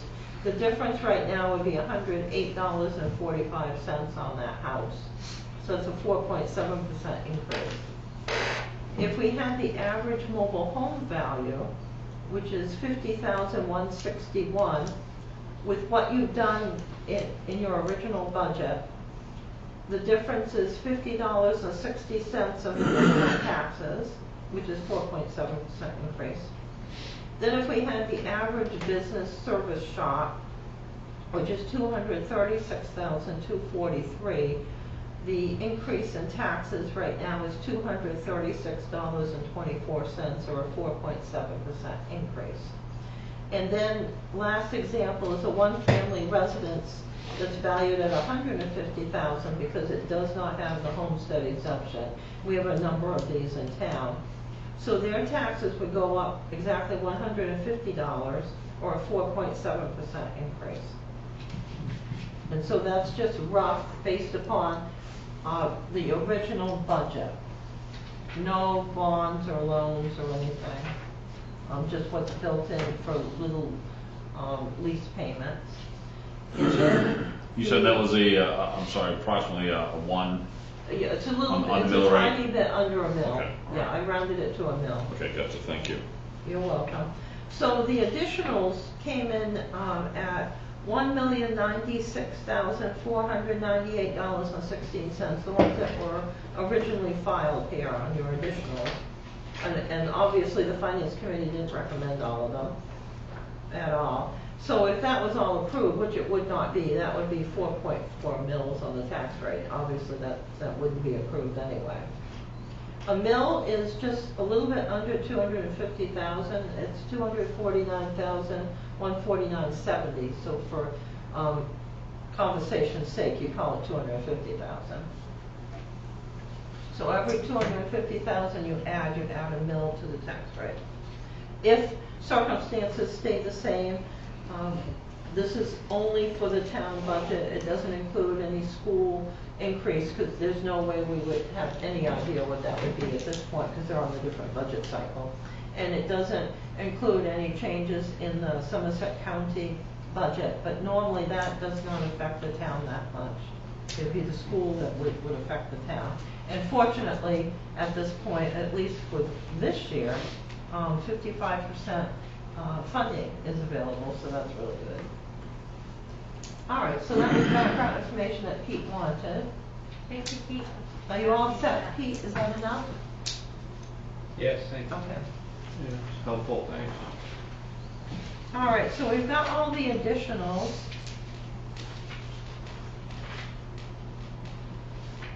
And you've got a chart that we made at the beginning of them. So there are description sheets for each of these, and they include items that have been brought forward before. So the first one is full-time code enforcement / building inspector. And many of you will remember that we used to have one. and then we went to the part-time inspector position. And people got used to that, but are concerned about the condition of the code enforcement. So we did a write-up on that. I figured in the cost of all the benefits. I will say health insurance will be a 2% increase, so there'll be a slight savings throughout the budget, which may be offset by the workers' comp bill when it comes, but so far we don't know what that is. So I tried to pick out a rate that was close to what the code officer was making now and what seemed to be the standard around the area for full-timers. It may still be low, but seemed high to me. So do you want me just to give you a little detail on each of these, or do we want to deal with each of them separately? Are we having a vote, yes or no, on these tonight for the final budget conclusion? So that's up to you all. If you want, you may need additional information, or you may want to say your preliminary yes or no. It's up to you. So, does anybody need more information on the code officer one? So, I don't know. I'm a little confused, why is it an additional when it's something that we've had? Because it's going from part-time to full-time? Yes, because it's anytime the position goes to full-time or it's a new position, it's an additional, so we're not shoving it in the budget and it gets in there and mixing up. So the code enforcement officer we had previously that retired was part-time too? He was part-time. Oh, okay. Previous to him, the CEO was full-time. Okay. That's where I was looking at. Confused. So this is something that's been brought up many times, and so it is here before you. So to segue what Pete said, this is 49,640. This is in addition to what we already have? And why I asked that, if you look on your breakdown, it has $32 an hour times 40 hours times 52 weeks. This is the additional above what the budget currently is, because you already have some money in the budget. Right, but you have it based on a $32 an hour salary, 40 hours a week, 52 weeks a year. That's a salary plus your benefits and costs. That's your 49,640. But you're saying we already paying for a part-time CEO. I subtracted out how much you've got the salary there. The $32 times 40 times 52 is $66,560 minus the $39,654 currently in the budget. So that leaves you with $26,906 plus the benefits of $22,760. So we've got that $39,654 already in the budget for just part-time. For the current position, which is part-time. And there's no health insurance because it's a part-time position? Correct. So we have to add in the extra salary and the benefits. So code enforcement's gonna be, at the end of the day, he's making $66,000 a year? Yes, they do, because there's so few of them, they do seem to make a lot of money. I'll reconsider my occupation, I guess. Almost 90 grand. Come on, in benefits. you have to take the test. I'd love to. There's a shortage of, well, there seems to be a shortage of almost every position now, but code officers are very scarce, as we found. You really want to do that, Jason? I don't know, I do this. I do this and I don't get paid. You're welcome. Can I send all the people that want code enforcement to you? Yeah. Any other questions about this one? Nobody needs any additional information. Do you feel comfortable voting this tonight to put it into the budget or not? Right, all those that would like to include the full-time position resulting in an increase of $49,640 to the annual operating budget, please say aye.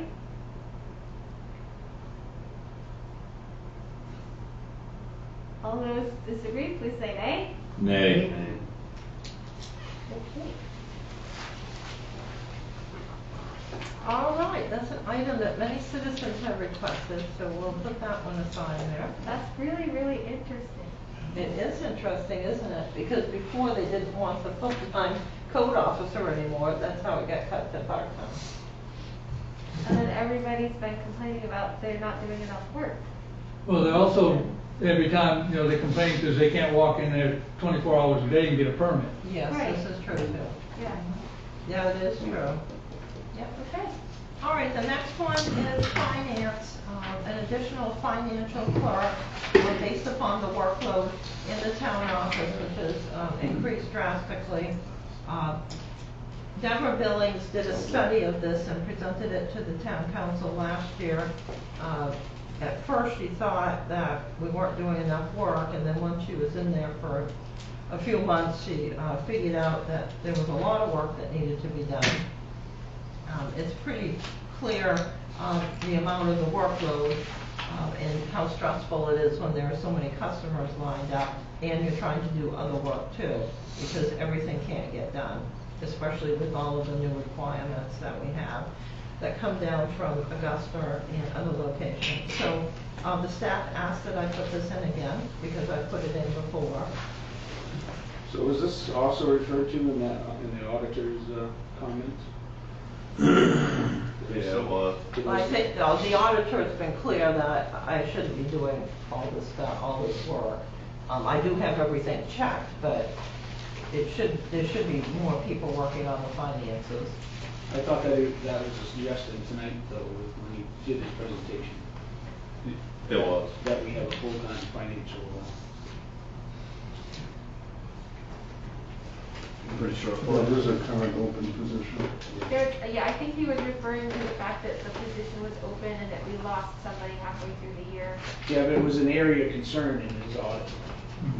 It was actually specifically mentioned. Well, it's because the town manager should not be the bookkeeper, and I think 2 years before you started, the council gave me the bookkeeper's job because we couldn't find anybody that could do that after Vicky left. And so I ended up with it and was told I would have it until better economic times when we can pay somebody a good enough salary to take it. But there are very few people that do municipal bookkeeping. And it is a specialty item, as I know. I'm trying to teach people that I can give them different parts, but I can never seem to get rid of it. And it would be more beneficial to get grants and do other work and cut down on my hours if I did not have this other full-time position. So I think that's what the auditor is referring to, because he knows I do all this.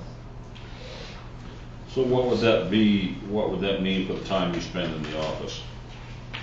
All right, so what do we mean by that? You spend an inordinate amount of I time do, in this building. yes, because I got stuck with And if I recall, back in 18 or before, we gave you an assistance that you wouldn't do that, but it's still happening. Yeah, it's still happening because people have trouble with the bookkeeping part and how busy it is in the town office. Well, I'll be honest with you, the only way that I will vote for this is that your hours get back down to 40 where they're supposed to be, and there's no overtime, no extra time, and only on a civil emergency.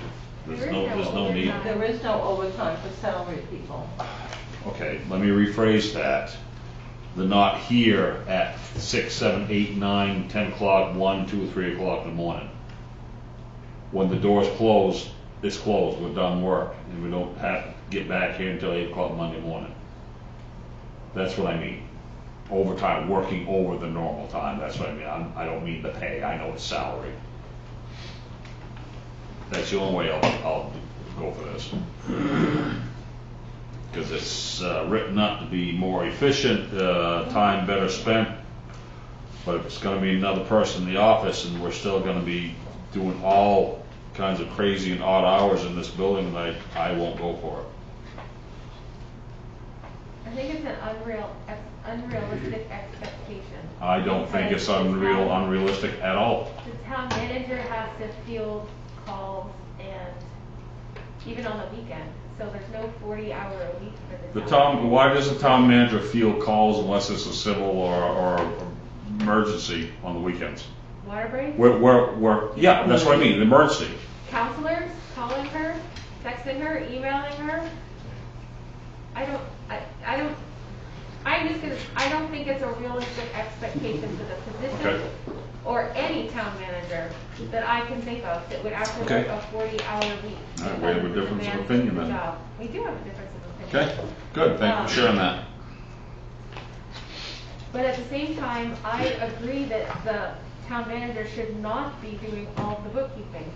We're paying someone over $80,000 to do a $50,000 job, and it's not a good use of the finances of the town to be paying a highly skilled employee to be doing Okay, well- work that is less than what her skills are. I just gave my opinion. You don't need to refute and pick it apart. I gave my opinion. I'm just I saying gave my this, opinion. based on what I said. No, I've Okay, always said that. no, you would have said that, you would have said that if I hadn't brought up the fact that I wasn't gonna vote for it because of the X amount of time, you would have said that anyway? Yes, Michael, because I I have been don't saying believe that it. for years, that it's not Okay. appropriate for the town manager to be doing the bookkeeping for the town. Then why did the It council should give not the be town that. manager that responsibility? Because they were cutting costs back in 2008, 2009, 2010, 2011, I believe. 11. Okay, well, A lot of things I like simply that. gave my opinion. I didn't want it to turn into debate, nor shall I. And you had your opinion, and I thank you for it, so let's move on. I would think that anyone that comes in the town office and spends time there would see how busy it is and how much more effective it would be to go back to the original number of people that we had years ago. The financial clerks, find it difficult to work on all their projects when they're constantly getting up to work on the counter. So the idea is that one person would handle the counter and they would be basically the counter person. The others would be back up to the counter and do all their regular projects, which would then cut down on everybody's time. Especially mine. So the two people that are up there now, are they technically financial clerks as Yes, well? yes. So this would add three of them, there'd be Yes. three then? Mhm. And then we have a position for the treasurer, or, what was Emily? Deputy treasurer. Okay, so we have that position, And clerk. which I looked on our website, I don't see that position posted anywhere. It better be on there, it was on there. I didn't find it, but maybe I just didn't see it, but anyway, that's, okay, thanks. Yeah, unfortunately, I tried to put the bookkeeper position on that, which is backfired tremendously. Thinking that was how I would get rid of it. Any other questions about this item? Do you need any more information? Okay, let's vote on this one. It's the finance department asking for a full-time financial clerk. All those in favor of putting this into the 2022 budget, please say aye. Aye. All those not in favor, please say nay. Nay. All right, we'll do a roll. Jason, Nay. Tim, Aye. Pete, Undecided.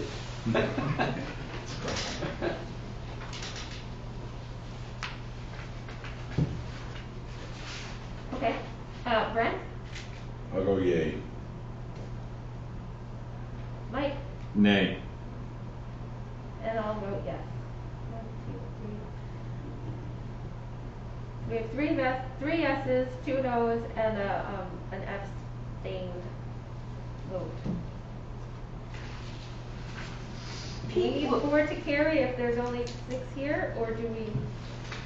You need 4. We need 4, so that doesn't. Pete, we'll have you come in the office and you can help us. He'll be running from the building here. I don't know. It's tough, it is a tough one.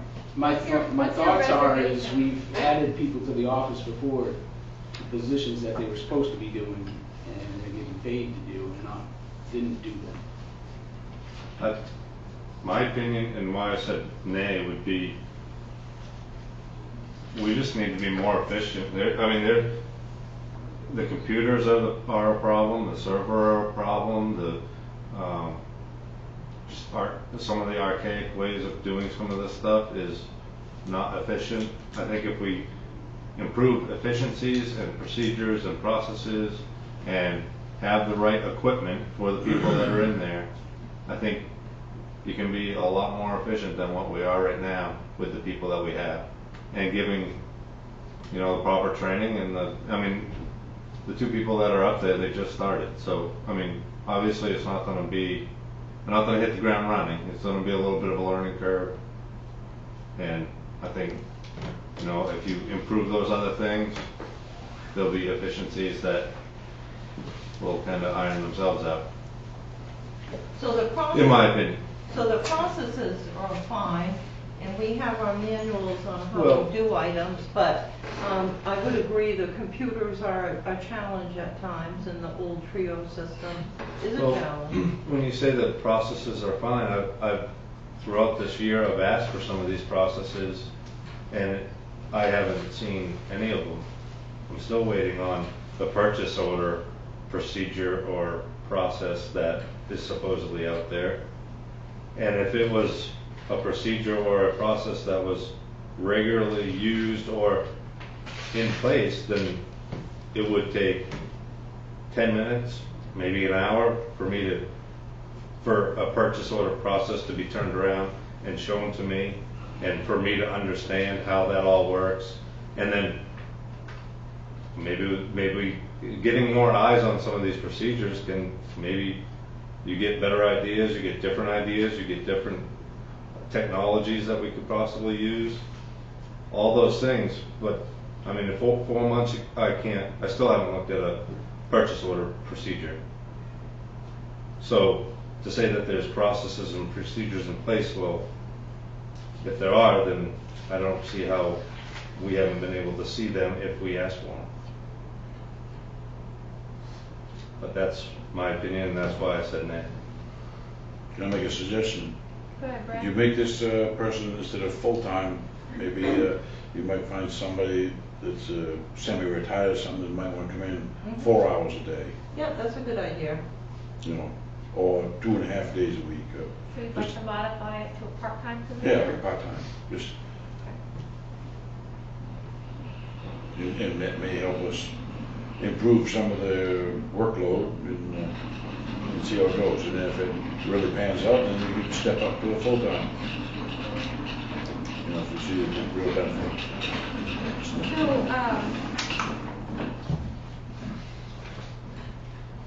So Brent has a proposal to make it a part-time position. That would, at least the cost might be half the. So we would go to just salary, but no benefits, correct, Catherine, if it's a part-time? If it's part-time, that would be correct. All right. Then you'd go to 20 hours versus 40. So is that right? the 17? It's gonna be hard to find somebody to take it without benefits. Yes, this is true. Well, if they're, like you said, you'd get somebody semi-retired. Yeah. Although usually they're working for the benefits, not for the money, but. Yeah, at that time. So if I may ask a point of clarification, maybe you can help me on this, and Tim, you had mentioned that we had 5 people vote, but it didn't pass because it was vote 3-2. We only need 4 people present for a quorum, which constitutes a vote, and that vote, whatever that turns out to be, that's what passes it, or it doesn't pass it. So If we have a quorum here, and correct me if I'm wrong on this, we have a quorum here, 6 votes, there were 3 for, 2 against, 1 abstention. So based on the fact, I assume that the quorum allows a legal vote, that passed. no, because there Correct. wasn't 4 in affirmative. You have to have, even if there's only A majority. 4 counselors, The- no, it's not majority, even if there's only 4 counselors here to make a quorum, they all have to agree in order for an item to pass. If there's 6 counselors here, you have to have 4. So regardless of who's here, I thought the quorum just called the legal vote, and then the vote of the councils that were present, that majority determined how the vote went. No, it's not majority though. You have to Okay. have 4 counselors to have a legal meeting to conduct business. Right, I thought okay, gotcha. Yeah. That, I wasn't sure about that, I just wanted to make sure we're doing this right. It's confusing because when you have Yeah. 7, 4 is your majority. Right. But you have, even if you Yep. have 5, 4. Right, I was considering the minimum for a quorum to take a vote, and then that vote would be based on the present councilors. So if there were 6, if you had 3 and 2 and 1, then that would have passed, but it has to be a 4 regardless Correct. of who's here. And like you said, if there are 4 here, you have a quorum, plus you have a vote, but all 4 have to vote either for or against for it to pass, or not. Okay, gotcha, So we okay. would Thank need you for that. 4 for it to pass, even though it's a consensus type Right, vote. right, understood. So I wanted to know, before I forgot it, I thought I did give you the purchase order process. This was months ago. No. Nope, I don't have it. Okay, I'll check back in my notes. I made a copy. I thought I put it out for you. It's not in an email. I don't have it. No, I didn't send it in the email. I put it on your desk for the council meeting. It was some time ago. I can check my. I know I sent an email asking for it, so I don't. Right, but I wouldn't send it back in an email. So Mike had a question, and I think his arm's probably numb by now. I don't have a question, I have a point. You've got a deputy treasurer position open, and you're discussing adding another financial clerk. Why not take the money from the financial clerk and add it into the deputy treasurer / bookkeeper and hire a proper bookkeeper? Because everybody is having a hard time hiring right now, so all the prices are going up. And I think that's why, we're having a hard time getting officers. And you're probably having a hard time getting a bookkeeper for the same reason. That you're pricing yourself out of the market, pretty much. That if you combined it and raised the salary, you may attract someone that's. So what I Could gathered help. from Catherine, with the open position is that when she put the bookkeeping duties into the duties for that position, that's when candidates are not applying or they're not then qualified for it. So the bookkeeping part seems to be an impediment to actually being hired for that, because there aren't very many people that actually know how or can do municipal bookkeeping. Because it's not, you see how much confusion there is as far as like revenues and expenditures and stuff, but it's not the same as bookkeeping for a business. Okay, I see it as not being enough I think to it's attract an bookkeepers. option, Yeah. but it wasn't the request that was made. And Brent had we can address that after we address Brent's suggestion to have it be a part-time position instead of full-time. Catherine, did you have a number for that about, would it be just 20 hours? It wouldn't have any benefits because none of the part-time positions have benefits, correct? Part-time would be what, 38 and less? No. Yeah. Part-time? No. Like, It'd be like 26. like something. 24 or something. Is it? I mean, it depends on the company. I thought it was up 38. So if it's 17, 18 It's less than an a full hour, week, then you're not a full-time employee. 20 hours a week. If it's only 20 hours a week, then it's in 52 weeks a year, then it's 17,867.20 would be for part-time. That's right. Yes. I'm doing longhand math here.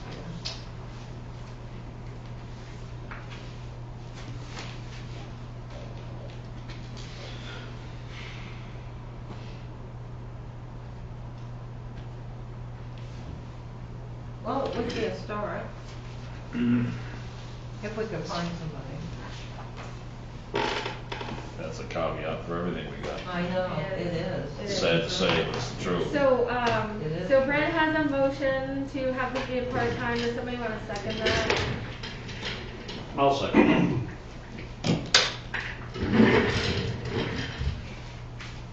All right. Any more discussion? discussion about having this be part-time versus full-time? The heartburn I was having over is more what's going to be the focus responsibilities of this person, because if we're hiring them to do a certain job that we're looking to have done, and then all of a sudden they're running the counter or they're filling in or doing things that's not what we're adding this position for. That's what I have the heartburn over. No, this position is just to run the counter. But you have, It would be a dedicated person to serve the counter. okay, so maybe I'm confused. So you have 2 clerks in the office now. You've got a water sewer clerk and then a finance clerk. Yep. And then we have Emily's position that's still open. Yep. So this would be one person just to work the counter all day or half a day if it's only a part-time position, or only on certain days.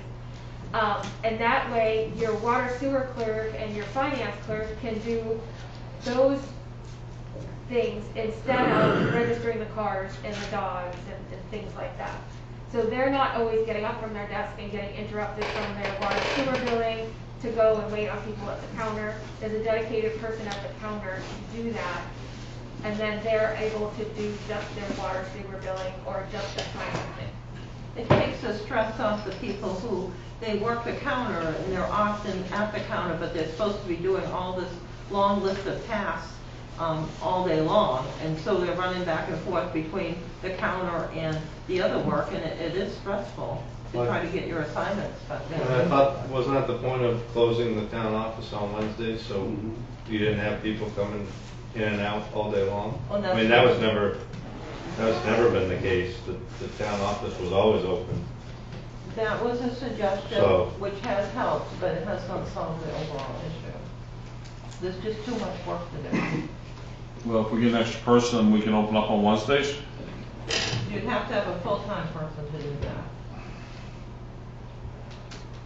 So you wouldn't have a full-time person regardless, because you're closed on Wednesdays and there's no counter to attend Oh, for this position that we're talking about. So it would be. So it'd be 32 or less Yeah, you'd have. anyway. So do you want to put it in for the 4 days instead of 20 hours as part-time? You want to go Well, I don't know 4 days? where that cutoff for part-time, full-time is. You still With have to pay municipalities. benefits. It's 30. What's that? You'd still have to pay benefits for 32 hours. For 32. What about 24? No. No. Perfect, 24. Then you get them for 3 days. You know, maybe they don't come in on Fridays or something, or Mondays. Are you okay with modifying your? Yeah. You're okay with that? All right. I mean, at least you get them for a full day. It's kind of weird to have 20 hours. So if we have this position, how will that look for the amount of people in the office? They'll go back- Will we be back at fighting weight? You'll be back at what you originally had when I came. When we were working Wednesdays?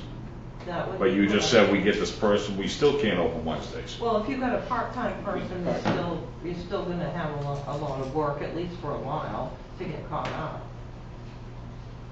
I wouldn't see you opening up on Wednesdays. If you had a full-time person, I imagine that would happen.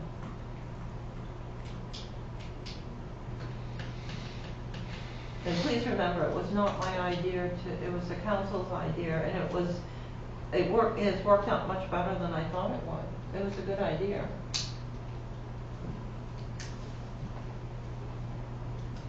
Okay, so doing it out at 24 hours for a part-time position at $17.18. I didn't see this, so it could be $22,189.44 to. There's a pay scale here. 22,000. Oh no, wait, same thing again. Oh, hold on. If they're not getting any benefits, we better go with the higher amount. Okay. 22,190. 22,189. Maybe it was the higher one to begin with. Yes. Are you using an adding machine on here? I have my phone.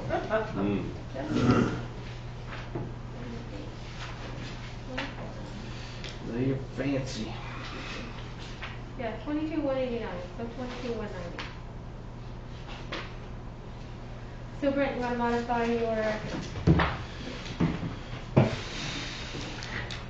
item Yeah, to 24 hours a week? Yeah, it's fine. Alright, we've got 22,190, and Mike, you had seconded that, do you agree with that? I just seconded it. Just now again? Pardon me? Just now again, at the higher amount with the 24 hours?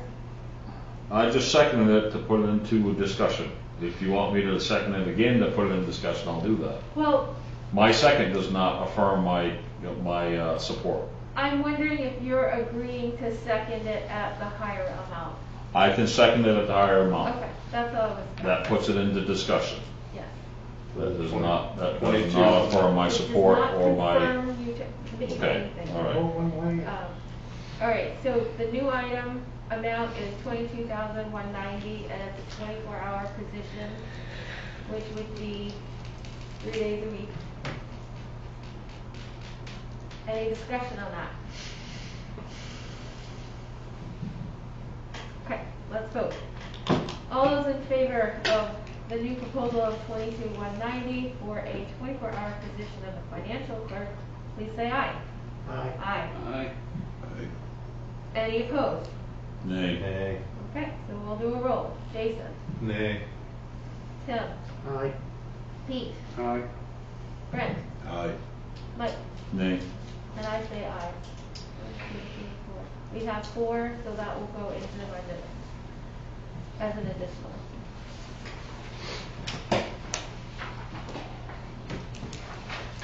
All right, thank you. The ladies upstairs, definitely thank you. All right, our next project is the programmable sign that council has asked be brought forward again. This would be an LED programmable sign that would be placed outside the office. There are many different designs and types, from anywhere from $7,495 up to $35,000. So if this is something that you are truly interested in, I will get a solid quote for a programmable sign that we can program from our computers.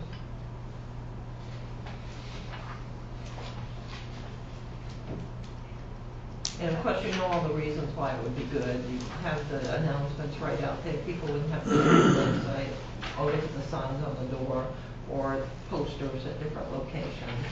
It would be right out front in compliance with the sign regulations in a safe location. Do we want to deal with the economic town welcome signs as well, or do them separately? Let's do them separately. All right. Any additional information councilors need about the programmable sign? Yeah, it's quite a spread. It is. So we need to have exactly what we're gonna do. And I'll be honest with everyone here, I've been the proponent of this several times before. Even $7,500, I'd have a hard time justifying that to anyone outside these doors. Because we're already looking at a significant increase.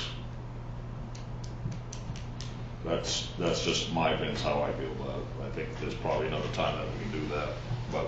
I think it'd be nice, but. To make a decision on that between I hear 7,500 and 35,000, I think we gotta narrow that down anyway before we can say yay or nay, honestly. Do you want more, do you want an actual quote before? I think it would, make a big difference, yeah, and I think it would probably with everyone else here. So it's probably not gonna be less than the $7,500. You were- No, I don't think we'd get anything worth anything put up front for $7,500 anyway. So would your suggestion be that we wait on this for another year, just all together? That's me. I mean, that's what I suggest.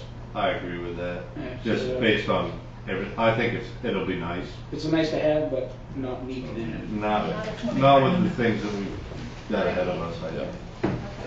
So unanimously, programmable sign is pulled off the list. That puts us to town welcome signs, and that comes in at 14,700. No. Were there, I thought there were grants for this. So far, we haven't located one. There was talk that there would be some some items like this under ARPA, but it hasn't showed up as of yet. Now, there may be a grant that we haven't located as of yet for that. There used to be grants, you know, many, many years ago for items such as this. I feel like you could almost rate, you know, I don't know, do some kind of charity thing to, or raise money for something like this versus, Do a community fund drive. yeah, something like that, yeah. I was actually hoping Peak would pay for this because it's an economic development type thing. They should. That was my Let's hope. vote on it. How many want Pete to pay for it? Can we do that? Maybe once. I think if you did that, you probably wouldn't do it again. Can we suggest it? So is there, one down by, Frosty Station there? Didn't they have, like, the Rotary Club and the Kiwanis Club? Wasn't there a sign that had all those? They were all together, yes. It's not there anymore? There's I one don't, coming I from don't think it's been Detroit, there for a while. down Route 100 on Detroit, there's one coming that way. There's one Yeah, out right, on yeah, on top of Route 2 Grove Hill. by Sibley Pond, coming in that way. There is not one coming from Clinton up Route 100. Well, I thought there was. There- I remember there was one there at one time. There used to be, There used to be, okay. but I don't think it's been there for a couple of years. So is this the kind of sign that we're talking about, something like that? Yeah. So, This would you know be- the one out by Sibley Pond? Yeah. The Yeah. paint's all peeling off. And it Yeah, just you know, looks I'm horrible. driving in tonight thinking, It's- man, that needs some paint. As a Yeah, matter of fact, it needs to be true story. redone. They need to be redone. The one out by the hospital is rather worn looking, you know, and then there's no one at the other main entrance to town, out by Route 100. But that kind of sign, almost like the one at Sibley Pond with the organizations there, is that what we're talking about, that kind of sign? A new design of? Yeah, it would be Okay. we would use the town logo, So which with, came yeah, from the welcome to bicentennial. Pittsfield. Yeah, I just don't think we can do it this year. Leave your money, now get out? Yeah. No, wouldn't put that in. So is there any support Really for small keeping this in the list right now, or are we all in agreement that it's I think, best not to have it this year? I think it should wait another year myself, because of what we're looking at. I think the dollar amount's actually kind of pretty high. Yeah. But- They're surprisingly expensive signs are. For those signs, for 6 of them, I don't think that's bad. You can get some all plastic, I don't know, there's some, I'll look at, I'll look into it myself, but I Yeah, think they're it, surprisingly expensive. And then nobody installs them anymore, so Public Works would have to install them probably. yeah. Which is fine. But, But anyway, okay, so it sounds like we want to push this off. Do you want to take an official vote on that, on this whole item? I'm not hearing any dissent, so maybe just by unanimous decree that, we're gonna wait on those two items. Fire department, self-contained breathing apparatus. You still with us, Bernard? Yeah. That's all approved in the capital budget, correct? No, Is that what that says? no, this is an additional. Oh, this is the additional one, yeah.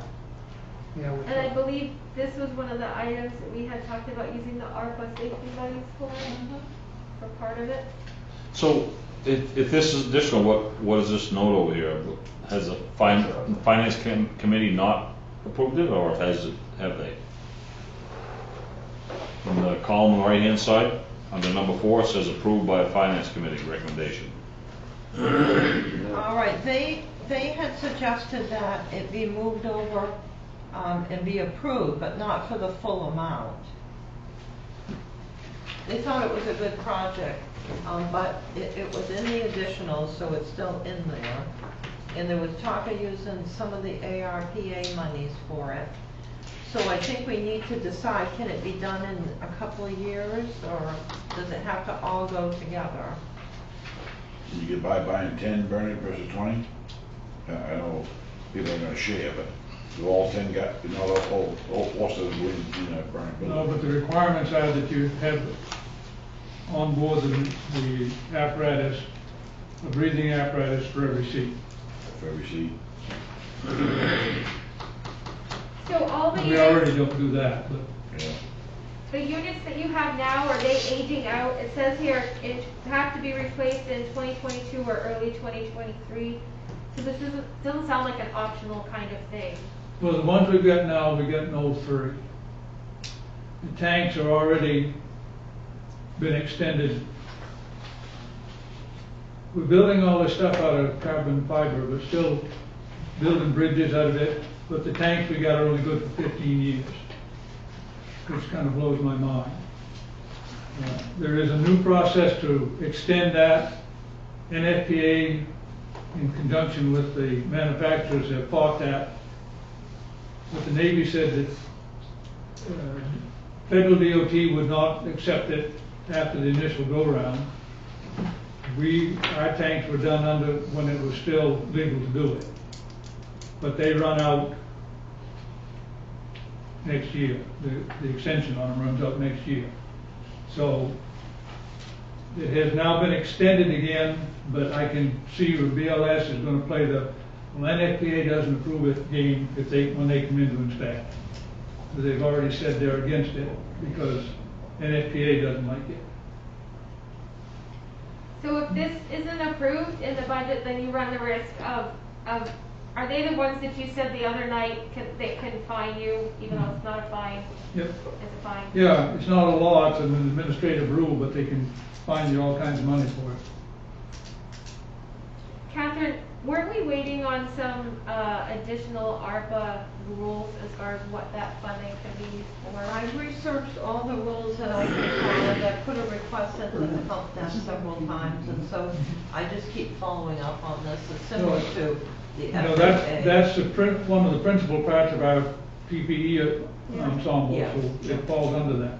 We just need to clarify that PPE can take care of all these items under ARPA, even though it says COVID related, that it can be any PPE before we make any purchases. If we can use the COVID money, how much? Well, I know we've probably talked about this. I brought that down. Let's see where I put it. I left 70,000 open, and then I put in an amount that I thought would be split between the police and the fire.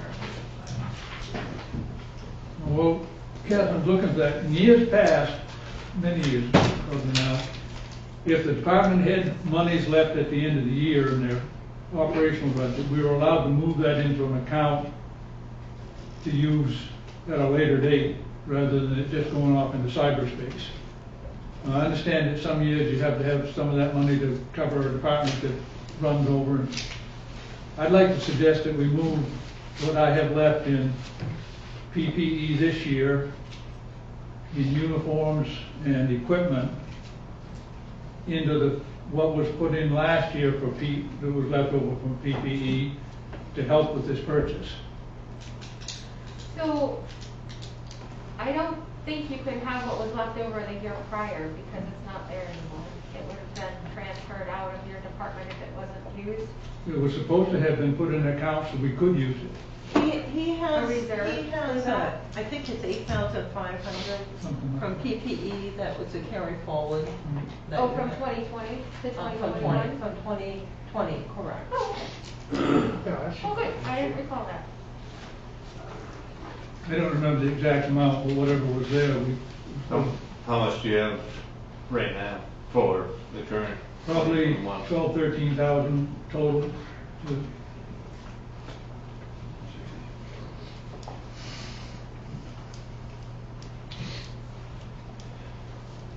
All right, I pulled that little chart out today and put it on my desk. I thought I brought it down, but I don't see it. So when we do the carry forwards at the end of the year, Bernard, that's when we would probably address funds unexpended this year, carrying forward to 2022. I don't think we do that tonight. No, I read it, I'm just making that as a Okay, suggestion.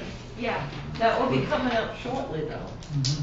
Would we adjust this 180? Well, if we knew what that could be used for, we would adjust that based on the grant money, right? It sounds like it's about $20,000 that he thinks he might have at the end of the year. No, I'm talking about the You're grant talking money. about Oh, the yeah. ARPA that was gonna be split. 'Cause you don't want 180 between, going- Police and fire. Well, you still have to, it's back to that whole Yeah, expense revenue revenue. thing. Yeah, You yeah, you yeah. still have to put your full expense in, The whole and then thing your has to revenue go comes in. in somewhere else. Right, but it's a little different, cause that was based on water and sewer, which is kind of a, run like a business. Right. But this could be going directly towards increasing our taxes, right?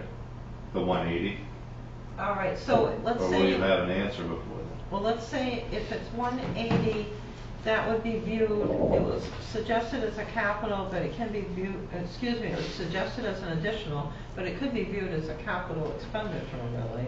And you won't have enough money to pay for all of it.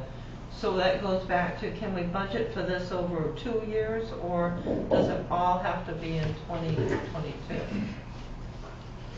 So Bernard, half would be 90,000, right? If you only did half of the units.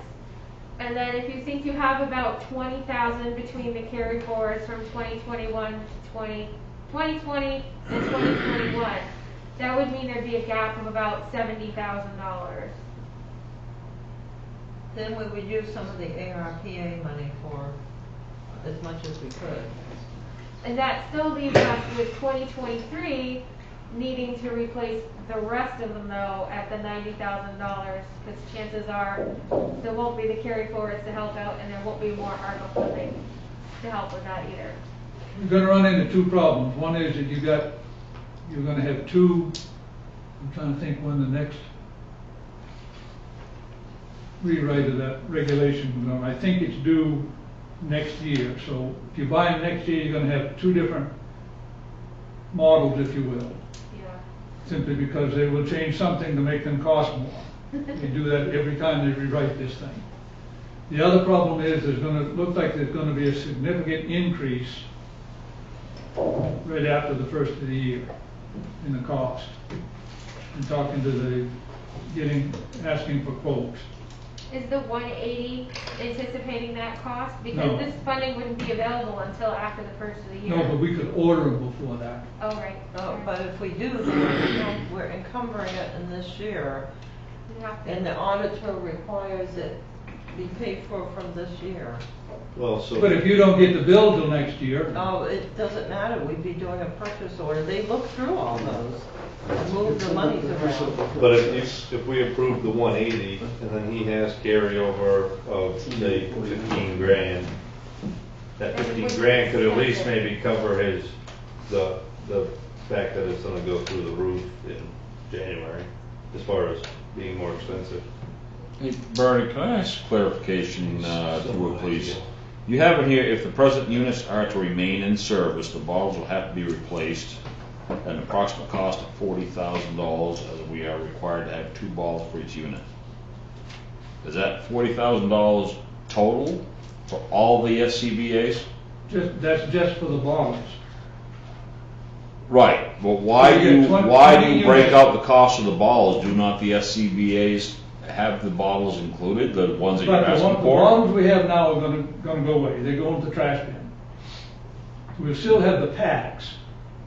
But we'll have, excuse me, 40 new bottles. Okay, but okay, now this is where I'm confused. You're saying we can use the packs, As long as we can keep them repaired. but we need new bottles. Right, because the bottles only have a 15-year life on them.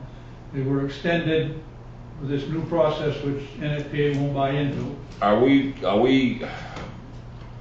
talking oranges to oranges here? Because you're saying that they're gonna are you talking about the face fitting? I'm talking about the bottle that holds the air.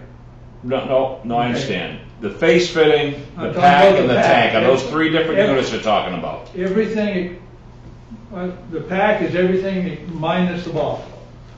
Okay, but you're saying we can keep the pack. Right. So you're saying it's the bottles that we have to change? But the packs are now 18 years old. My math is 2003.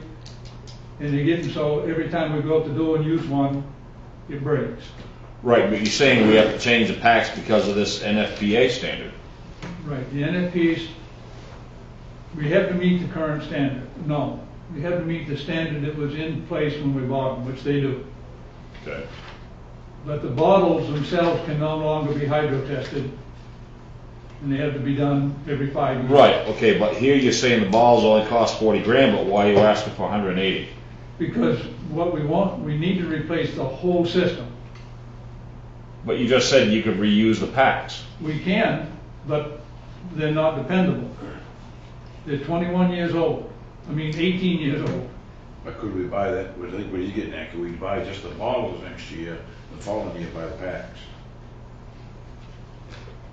Or, or take another step, can they be repaired? Do you have like a maintenance thing, or do you have a regular inspection Right. from a qualified They have to technician? be, they're flow test, they have to be flow tested every year to ensure that they will flow the amount of air they say we need, which. Yeah, I'm talking about the packs now. I'm Is talking it- about the packs. Okay, Have to all be right. flow tested. All right. The masks have to be flow tested. Yeah,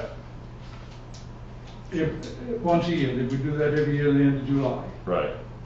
So if we go with the bottles. Every time we go out the door That was by time. and use these, we end up having to send one to get it repaired. Because they just, the gauges are going on them, the diaphragms are, most of them have been replaced 2 or 3 times already. I've got 2 laying in there that's gotta go for repair now that, when you put a bottle on it and turn it on, the gauge on the pack and the gauge on the bottle have to be within 100 pounds of one another. I Right. got 2 in there right now that you turn them on, this time they go boom, they're maps. Next time you put a bottle on it, they may be 600 pounds off. So if we used to buy you 40 bottles, right?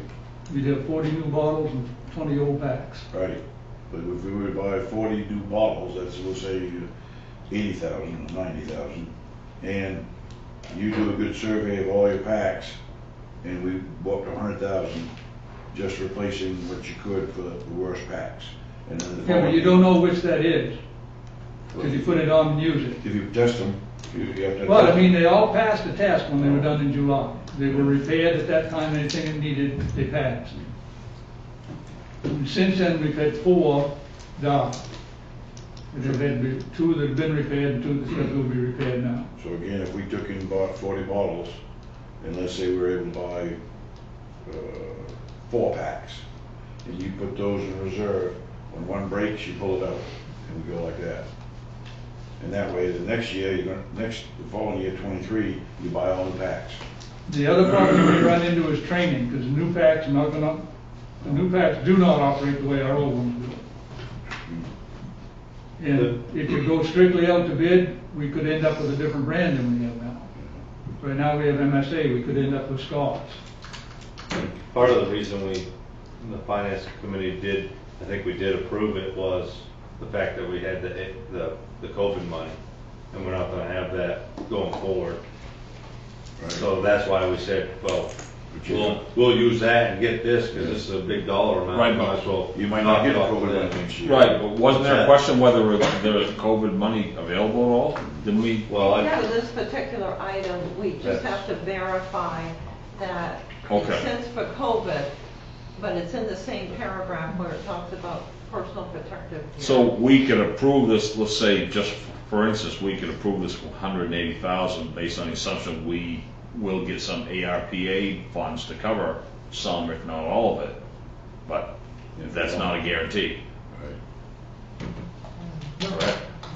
But the bottom line is, sooner or later, you're gonna eat that 200,000, because, Yeah, if he's we gonna didn't eat improve it this year, next year, the following year, you're gonna have to buy it. Yeah. No, I agree with that. I'm just trying to break it out a little bit, so we ain't eating it all one year.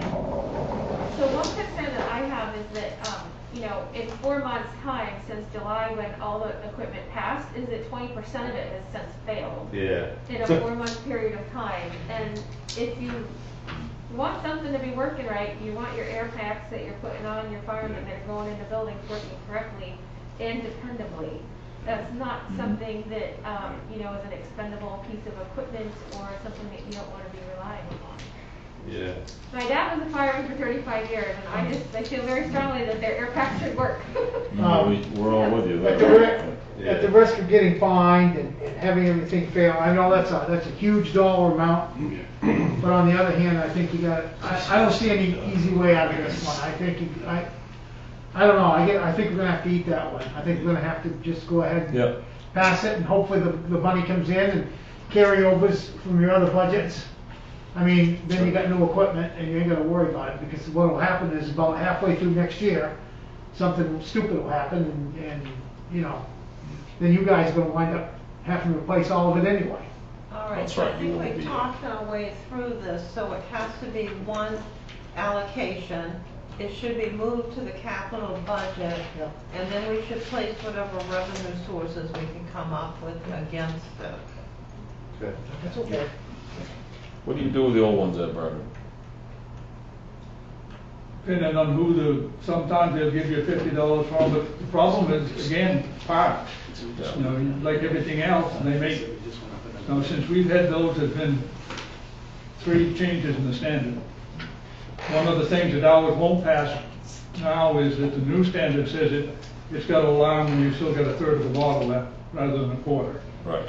But if and when these do come, the old ones, will you get a credit back from them, or Most of the what do you time- do with them?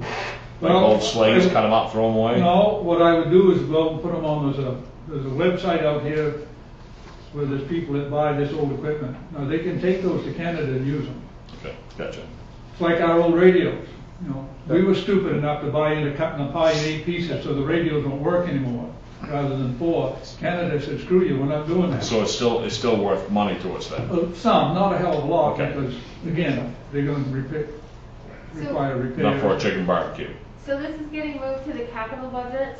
I think it should be a capital item. That was the recommendation of the finance committee, but it wasn't additional when it was submitted. Okay. So I would need to move this to the capital budget, put the whole allocation in for 2022, and put revenue sources against it as much as we can.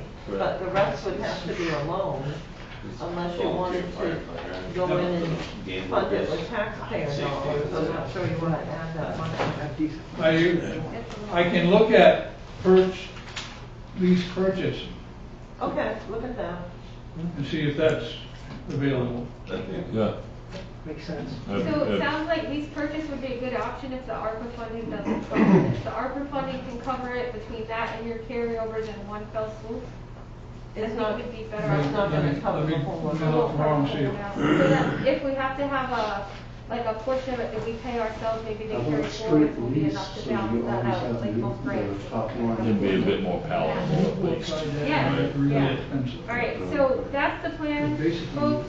We're gonna move this to the capital plan on, using ARPA funding for a source of funding for this, in addition to carry forward from the 2020 fire budget and possible carry forwards yet to be determined from the 2021, budget. And if we cannot use by determination of the ARPA funding, then Bernard can look into lease purchase programs, which would have an annual payment with it versus a big chunk coming out of tax funding. All right, counselors, who's on board for that? All those in favor of that proposal, and we're just gonna kind of relax things a little because it's getting late, we need to get through this. All those in favor of that plan, please say aye. Aye. Any opposed? Okay, okay, great, Good. good job, Barry. Okay, Good suggestion. Bernard, I think that was your last item. I gotta go in and. Thank you, have a good night. Oh, he's coming back. Oh, it's coming back, okay. Police department, all right, we're gonna dig into this, so deputy chief position salary only, 70,000 was not approved by the finance committee, and there's a info sheet. Can I make a statement, please? Number, So I handed out our current budget status as of October 1st. And we had 75% of the year gone by with 25% left. And if you look at the top line of the police department, we've spent 405 and we have 404 left. So that's roughly half and half, with only 25% of the year to go. So we're anticipating to have a substantial carry forward here. I would say at least 100,000, maybe 200. Probably not, because we've added people. But I would say at least 100,000. So I just wanted to point that out to everybody when you start looking at dollar figures and all that. So does this unexpended balance, Mike, does Yeah. that take into account the funds that were already encumbered this year for the sign-on bonuses and the pay raises? I don't know. Catherine would have to answer that. No, it would, and any carry forward item under the regulations of the gas fee has to be for item that's currently in the budget. So let's say those breathing apparatuses were in here and we didn't do them, we can carry that forward. But if the breathing apparatuses weren't in the budget, we can't carry forward the monies for the project that wasn't done to the next year if it wasn't there. So it can't be a new project. Correct. Well, if you look at some of the percentages I put down the right side, the largest one is personnel services. Next largest one is maintenance. Some of our additionals have to do with those things. The other handout that I gave, we made the statement earlier at the last meeting that a lot of the savings this year was due to the chief's overtime that he's still working at salary. And that is an actual breakdown of what he worked.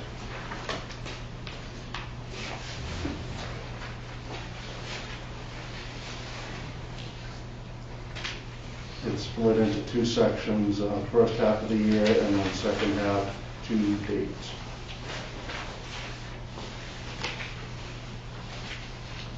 I got a question on that, because from our last meeting, remember, you had $60,000 in overtime projected for next year. Yeah. Was that based on one individual on shift working, or two? You see what I'm saying? So most of that increase came from covering the person that's at the academy's shift through overtime. For next year? Yeah, and that's the way the union contract states, how it has to be done. Otherwise, I took what we had this year and added the academy coverage, and that's how I came to the 60,000. It's actually a little bit more, but I rounded down. Which we haven't paid this year. Yeah. Even though this year, let's say you got that 400,000 left over, Yeah. if you go and add that $70,000, that's gonna be $70,000 every year going forward, and in the budget. If we have someone in the academy.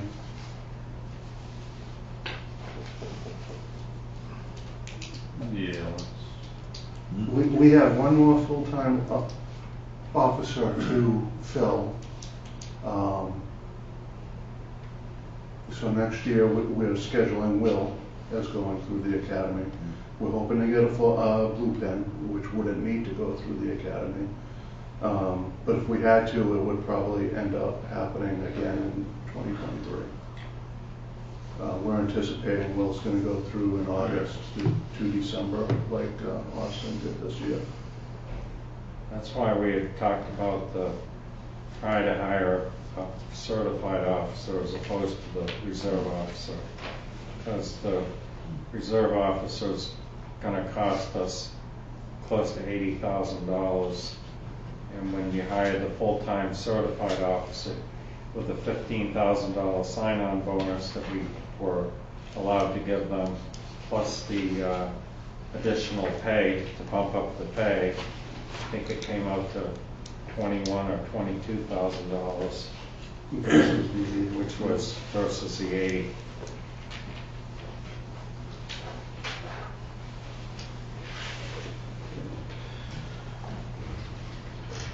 So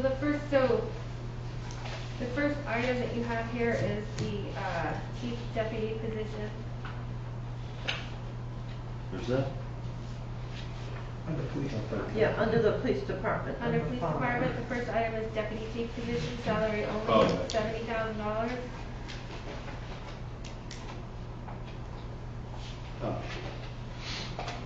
Yeah, I thought that was cut. What is it not in my, This is not approved on the rest. not approved, so it's not in here because it wasn't approved. Okay, so we're just looking at the bolo wrap units then, if we're not looking at any of the other not approved items?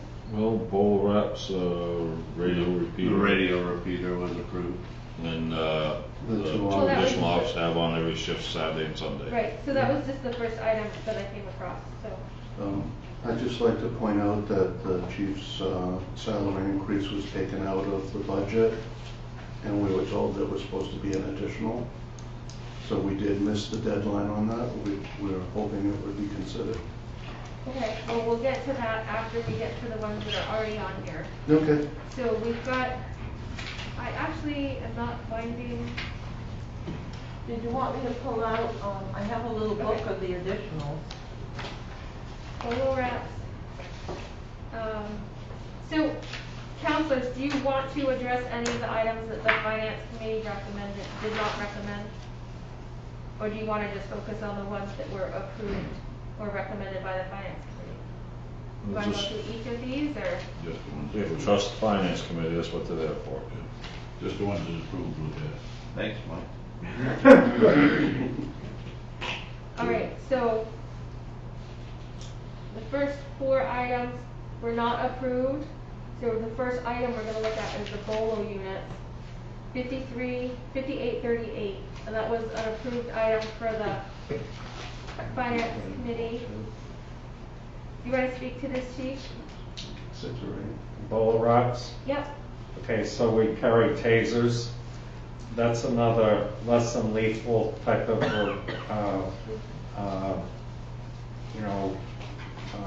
equipment that's at our disposal. And basically what it does is a taser shoots out 2 prongs. What the bolo wrap does is it's similar to that, but it shoots out like a rope. That's the best way to describe it. And it basically wraps right around the person to help try to restrain them. Helps reduce officer safety and, assaults on officers to try to restrain a bad guy. So there are certain times you can't use a taser. If they're being touched by someone else, or the weather is not conductive for it, or too conductive for it, put it that way. It gives another option to the officer besides the taser. Just my own knowledge. How often have you used the taser during a year? How many times?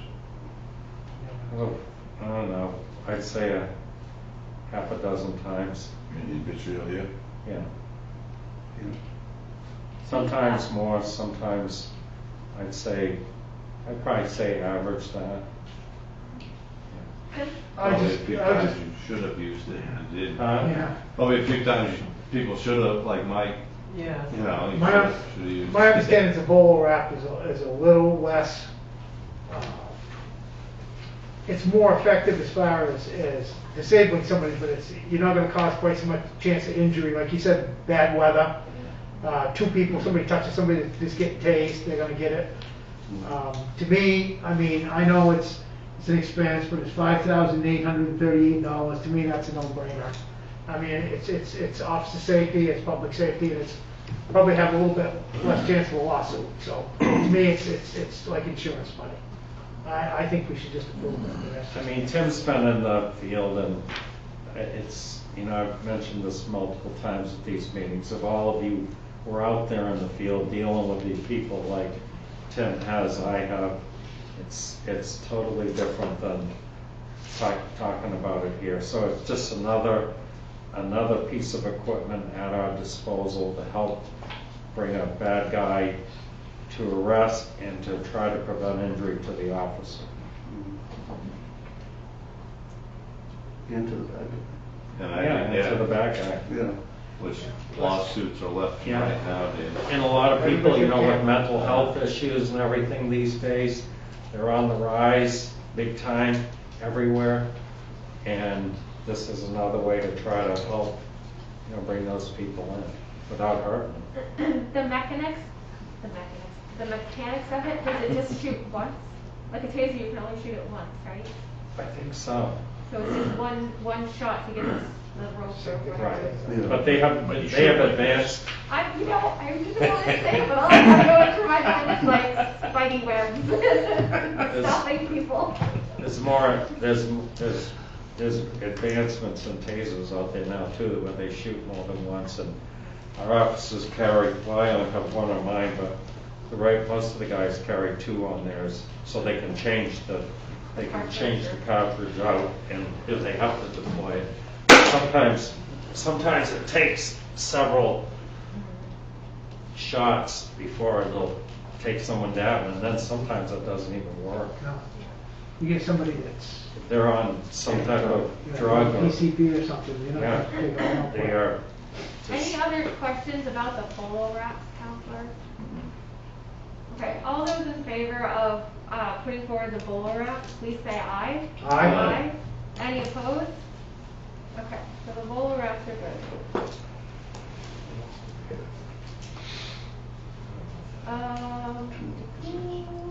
Radio repeater pending details. We had a presentation from Rusty Bell from Yankee Communications, right? Yankee Communications? Yes. The other night. Is this the final number that we have for that, or we still are not sure what that'll be? No, that's not the final number. It would be lower. He talked about 5,000 to 10,000, so we would be working on it. Okay, so can we adjust this from the 30 then? I think we can. The 30 was my estimation. Okay. I had written down 4,000 to 6,000 from his presentation, and that was only if the Yeah, he test- said 5 plus minus. Yeah, plus or minus, said 5, and that was only if the test that he was doing for free actually produced something. Right. But yeah, it was like 4,000 to 6,000. So if we put that to 10,000 just to make sure we're covered, would that, For right now, yes, I think Suffice. it's a good idea. And we also talked about exploring the possibility of using some of that COVID money, if possible, right? to offset that. Right. Okay. All right, so the radio repeater, If we put that to 10, we can vote on it. reduced to 10, and possible. So Bernard did speak to me about using the COVID money, and he thought, in my reading too, this probably wouldn't qualify. But again, we can run that past the help desk. Right, okay. I talked to the chief in Clinton, and I did talk to Bernard about that, and he wasn't really sure if that was an approved item, but the chief from Clinton said it was. He says it was approved by the county, which in his case is Kennebec County Emergency Management. Which is actually different than what we would be doing.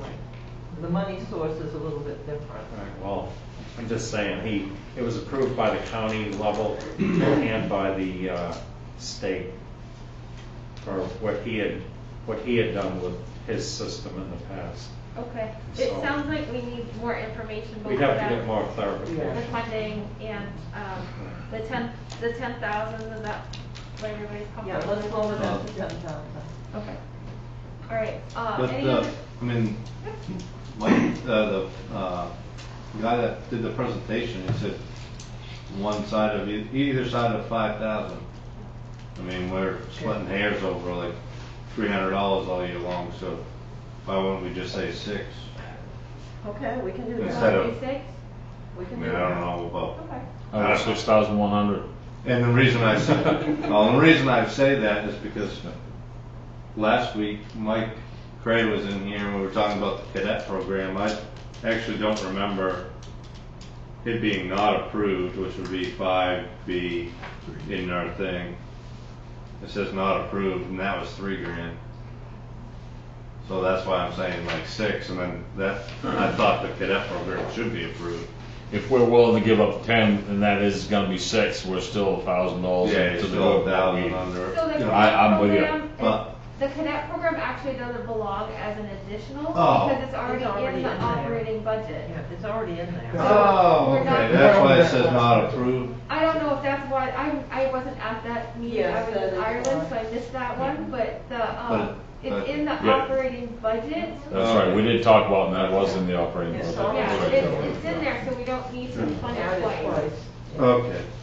It wasn't approved in the other one, that's why it was brought up for the discussion the other night. Well, it is in the budget. It is. No, in it the is now, operating- yeah. No, Yeah, it we is talked not. about that. It is in the budget Okay. by the council. Yeah, So- yeah, okay, I'm good. So you're saying 6,000 for the repeater? Well, yeah, I mean, I'm just going by what the professional said, I didn't make it up. Yeah, you know, I just figured 10 grand's a round number, you know, just in case there's any issues or problems that happen. So it's well, 6 needs a- grand. Go 6 six. grand, I'm happy with. Yep, perfect. I'll just change that 10 to a 6. I'm comfortable with the 6. Okay. Yeah, yeah, Go with the that's six. fine. Yep. We were splitting hairs over everything else. All right, we did have a presentation on it the other night. Did anybody have any questions about the actual operations or the benefits or anything like that? It was pretty thorough, and the chief and Bernard both talked to the value of having this extra repeater as well, so there's not much, It's another officer safety issue. here. Okay, all those in favor of reducing the radio repeater to 6,000 based on the presentation that we had, and approving that, please say aye. Aye. Any opposed? Okay, so that would stay in there, $6,000.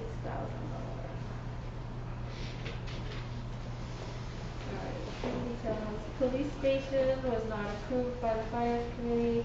2 additional officers to have 2 on every shift, Sunday through Saturday, $185,000. This was put forward to the full council by the finance committee, and there's information on. Oh look, there's my notes about Rusty Bell's thing too.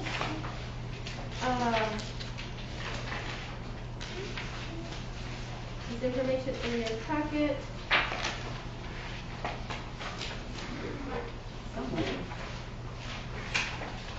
Maybe not. I don't have anything about.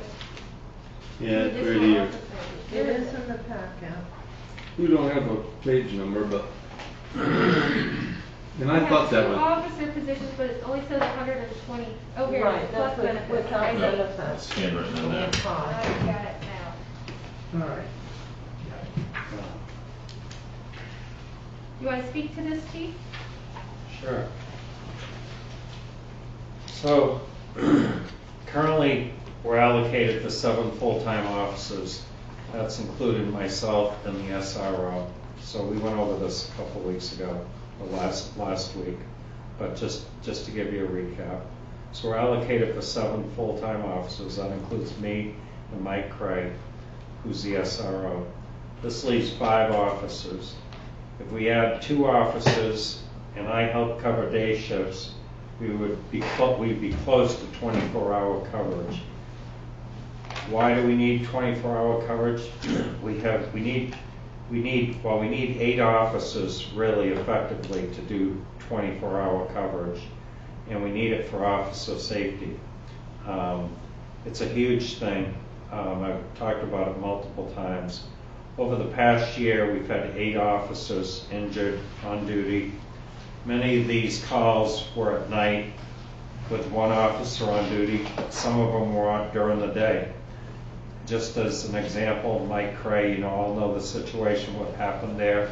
It was, 10 minutes before the first officer arrived to back him up.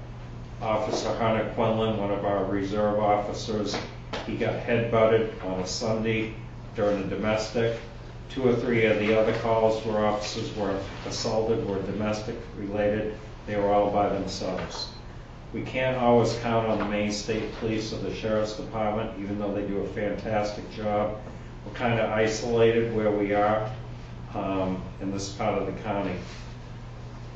We have businesses expanding. We have the hospital where our calls for service up at the hospital are way up the last couple of years, the last 2 or 3 years, and so on. So those are the major reasons. Also, to do follow-up on cases and major investigations. There's a lot of investigations that we could work on if we had 2 officers on a shift. I've mentioned the reserve force. We're allocated for 8 reserves. Right now we have 6, but we really only have 4 because one just accepted a job in Alabama, even though he'll help us out when he's home on vacations. And we have an officer, a reserve officer, who's in medical school.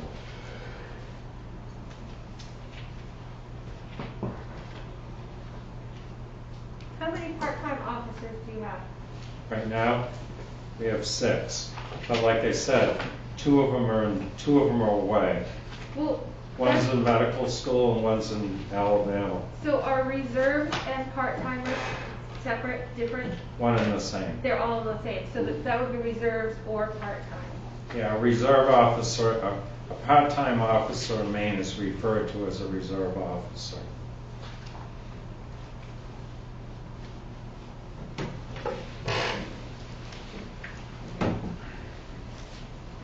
So the point there is you can't always count on the reserve officers, even though they bail us out big time. I mean, huge. I mean, and like, for example, Ryan, I think I've mentioned this a few times, is he's driven home from Vermont from medical school 2 or 3 times this year just to help us out on the weekends. It's a 7-hour drive. Yeah, 7-hour drive. Yeah, And then he turns around, drives all the way back. yeah. He'll work a double and then head back. How many officers does Clinton have? I think they have 2 full-time. 2 full-time officers. And how many officers does Newport have? I think 6. How about Detroit? They don't have any. Don't have a police department at all? No. Do they rely on Burnham, the state police Burnham's, or Detroit, the sheriff's department. are they in Waldo County? Waldo's Burnham, They're in Waldo. Detroit's Somerset. Somerset. And how about Skowhegan? They've got, I think, around 12 or somewhere around there. And they've got everybody else. They got, They're all right there. they got Somerset, they got, State. Does Skowhegan have 24-hour coverage Yes, ma'am. for their officers? Yeah. Just their officers, not their backup from the county? No, they have 24-hour coverage and they have at least 2 on a shift. 2 on a shift. I think it's a big ask for a town our size. Well, I know it is, but I'm just looking at it from the officer safety standpoint, and the officers, like I said, were isolated. We get a call up at the hospital, for example, where we have to go up and watch somebody. We can't always get somebody to come out, or we can't get a reserve officer to come out, and that's another reason. But the real big reason is to have an officer to back up another officer for those critical calls. And we've had several this year. I know it's expensive, but you know, there's things that we could do possibly to try to offset it a little bit. I've thought about, which we did last year with the officer/animal control, and hold off hiring till like till the beginning of July to save half the year budget, you know, on the positions. But I think it's really an important safety issue, and I think it's something we need. As close to 2 on a shift as possible.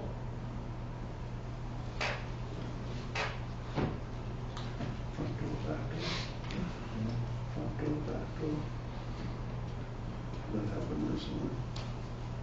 Any other questions, folks?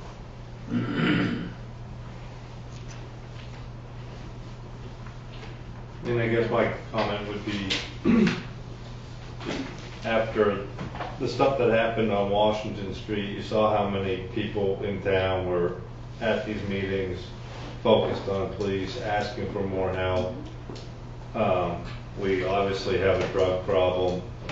If you only have one guy on shift, and the chief working extra hours, we don't have the time to actually investigate all these drug dealers that are now in all the little neighborhoods in town.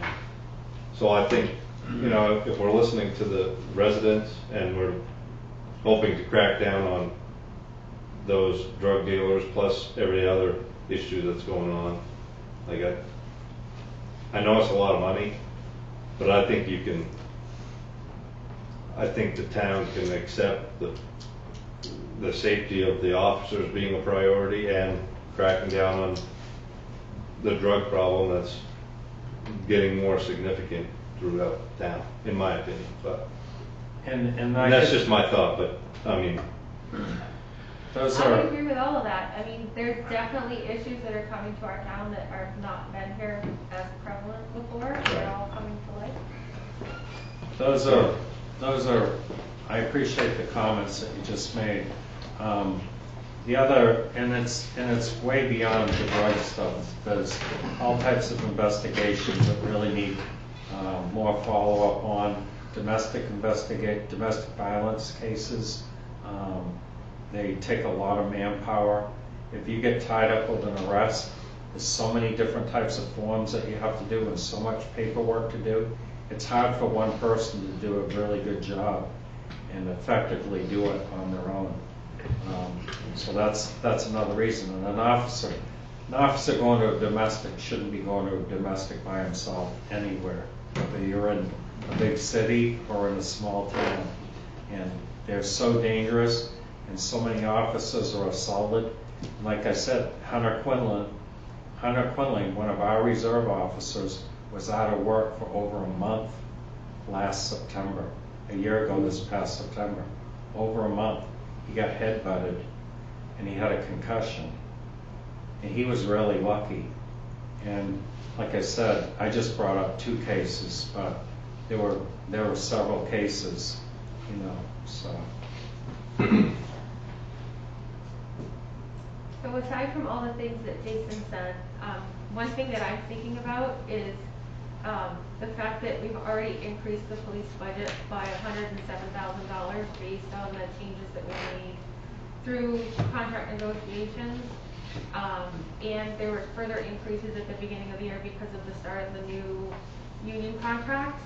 On top of that, on top of the pay raises that we used for hiring purposes and vacations. And then this is going to add another almost $200,000 to the budget. That's a lot in 1 year. Yeah.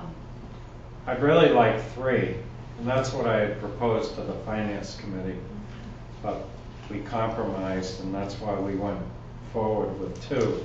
But as far as the other aspects of this, I don't know all the correct procedures, okay, but I would like to recommend, kind of like what Bernard did, if it's possible to carry forward some of the funds that we're not going to use this year, and to try to use those for additional hiring incentives to attract more officers.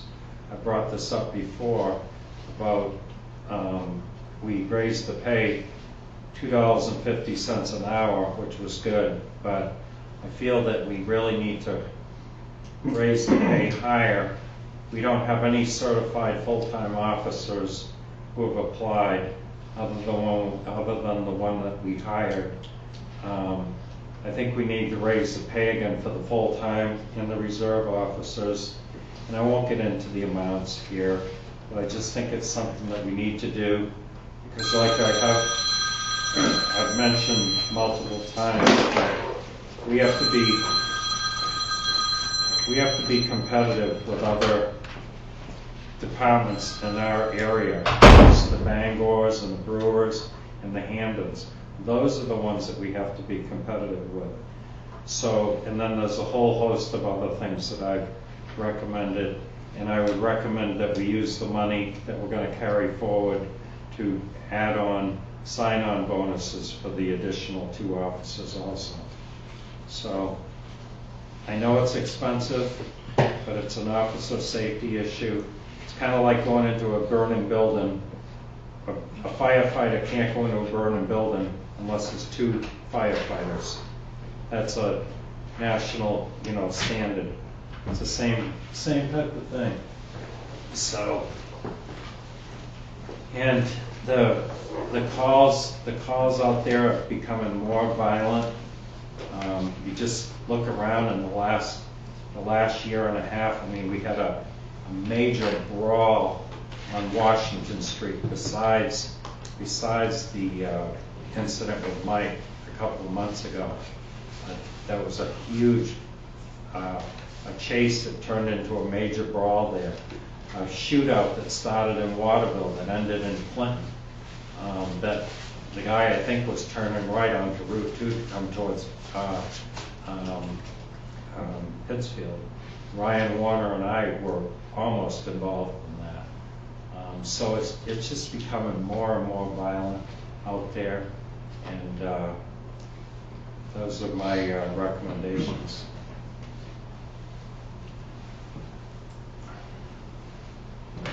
We have to vote, or will we? Does anybody have any other questions? Yeah, what was the total budget, police budget again? All right, the police budget originally, I'll pull out.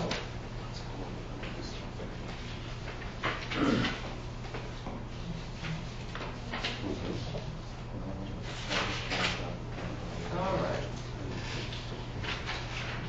So the police budget for 2021 was $810,330. The police budget as originally proposed was $1,009,830 minus the $15,000 for the floors, which are being moved to the capital budget. And then this request, we have the little bolos, but that's not much of an effect. And then this would add $185,000. We also given up a position for the incentives. We gave up the officer/animal control position. Well, no, that was kept as a full-time position in the budget. What's that? I thought that was kept as a full-time position in the budget. No, we gave that up. You talked about it, but it was never done. It wasn't done, it was kept in the budget as a full-time position. No? So we're talking just under $1 million, $995,300. And then the $180,000 above it, yes, that would be correct. Can we reduce it to 1 then? Then we could reduce it to 1 if that position's still in the budget. I thought it was my understanding that was cut. You talked about it, but never did it, because only a small amount was in the 2021 budget, because we were doing carry forwards and put it in revenue. Well, then it'd be the same thing then, really.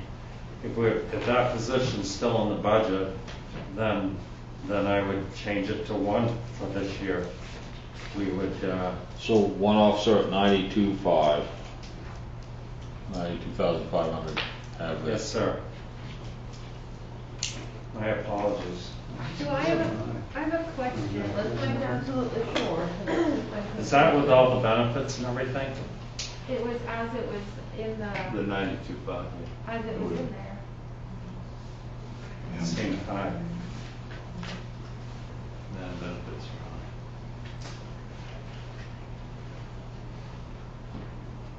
So we've got 1 chief, 1 sergeant, and then 1, 2, 3, high. 7. 4, 5 officers. Yeah. Yes. 7 overall. Yes.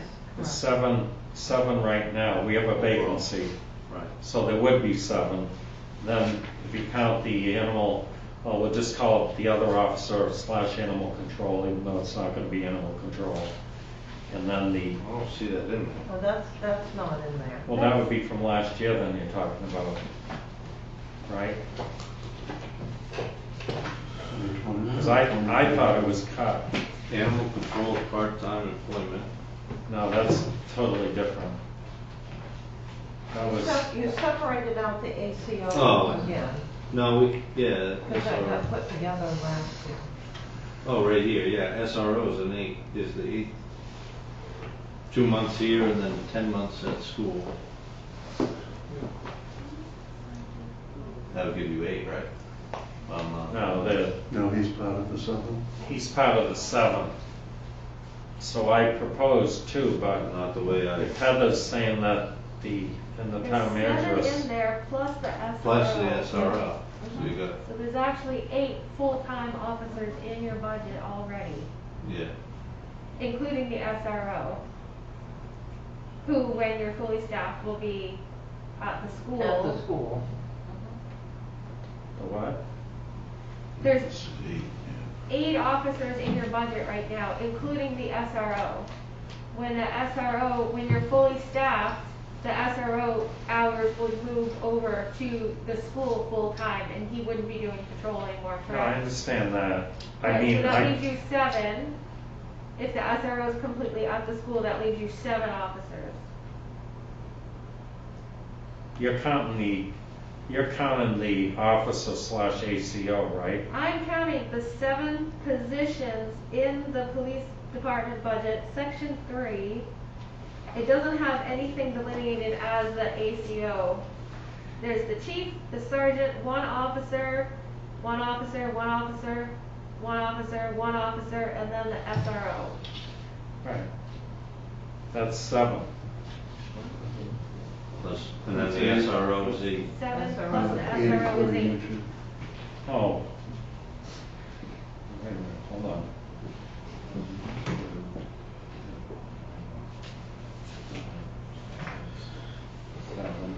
Yeah, at the last meeting, it was stated that there were 8 officers, so there are 8 officers.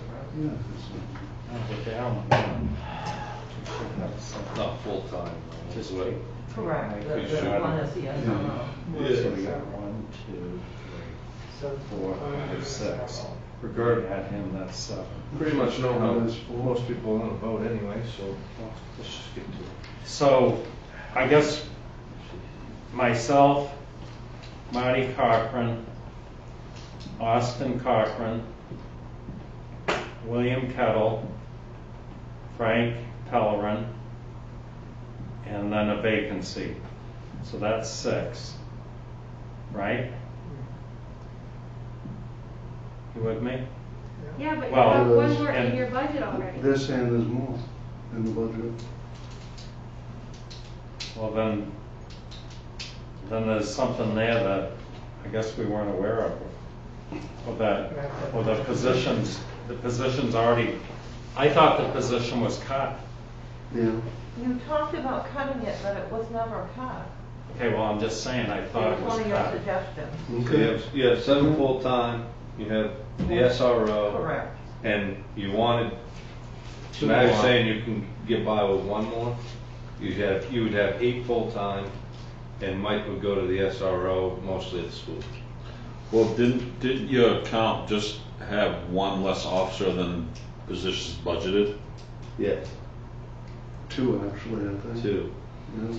So you wouldn't need the 1, you'd have that filled. Well, he wants, even if he filled all of those positions, he doesn't get to his 2 officers per shift.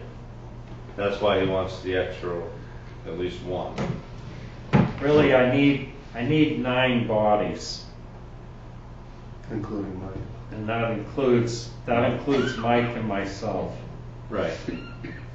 So all you need is one more officer. Correct. So let's change that to If 92.5. that other position's still in there, which It they're is. saying it is. It is. So yes. we only need 1 more position then. So change it to 92.5. Yeah, it was already approved by the finance committee. I'm wondering where the 92.5 comes, because that's, It's 185 divided by 2. I understand that Okay. part. All right. Catherine is, oh, I see, up here its salaries are split out from benefits and salary. That's why. Just a wage.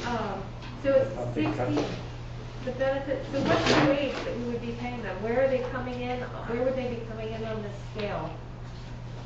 Depends on what experience they have. So whatever union, I mean, if we hire, this is hypothetical, so we hire another officer from Portland PD who comes in with 16 years' experience, and he's gonna come in up at the top level. We hire an officer from Westbrook PD who's got 3 years on, he's gonna come in at the 3-year level. See what I mean? Yeah.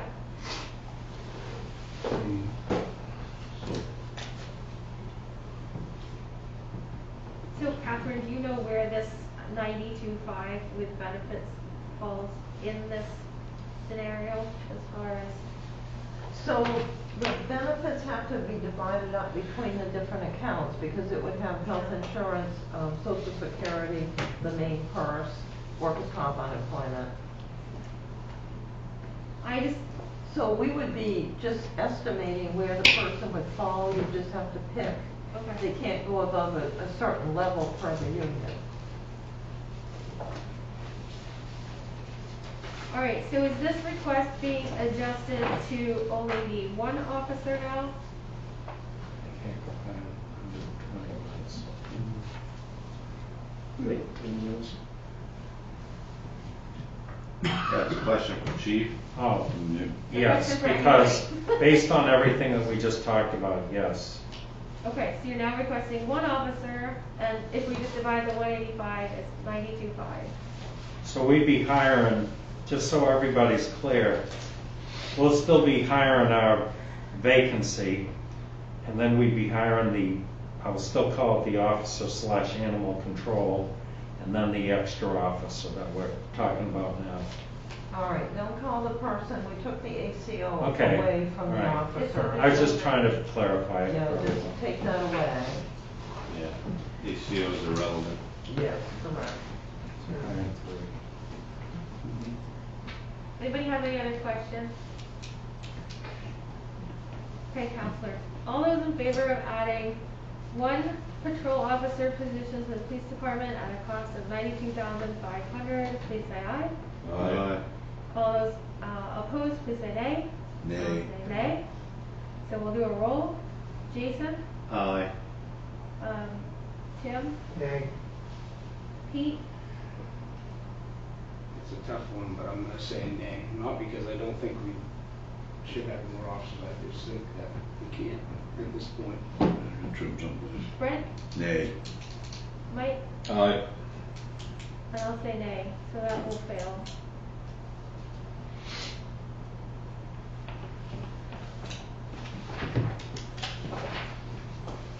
We have, I lost my sheet. All right, wellness program. Okay. Okay, I had another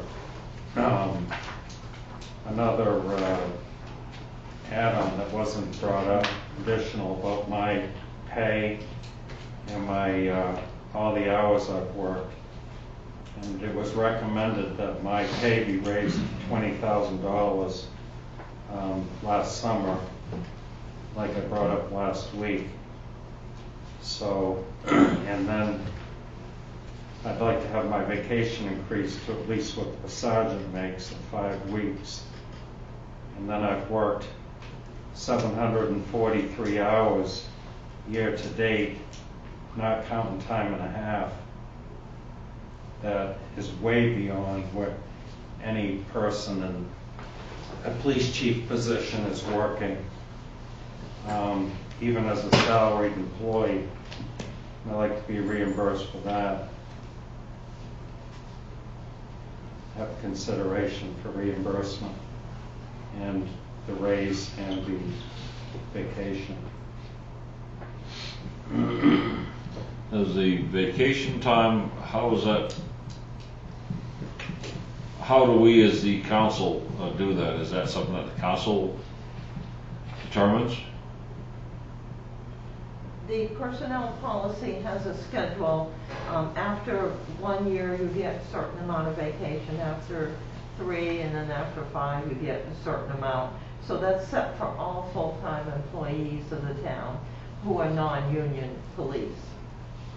So it's set in the personnel policy. To change that, you would need to change the personnel policy, which would affect all employees. So, new employees who are non-union, are they all brought in with the same vacation time? Yes, we were all brought in at With 0. 0. Like myself. Yes, everybody does. Most places go by their policy unless you negotiate when you come in. Mm-hmm. No, that's why I'm asking that. That's what usually happens.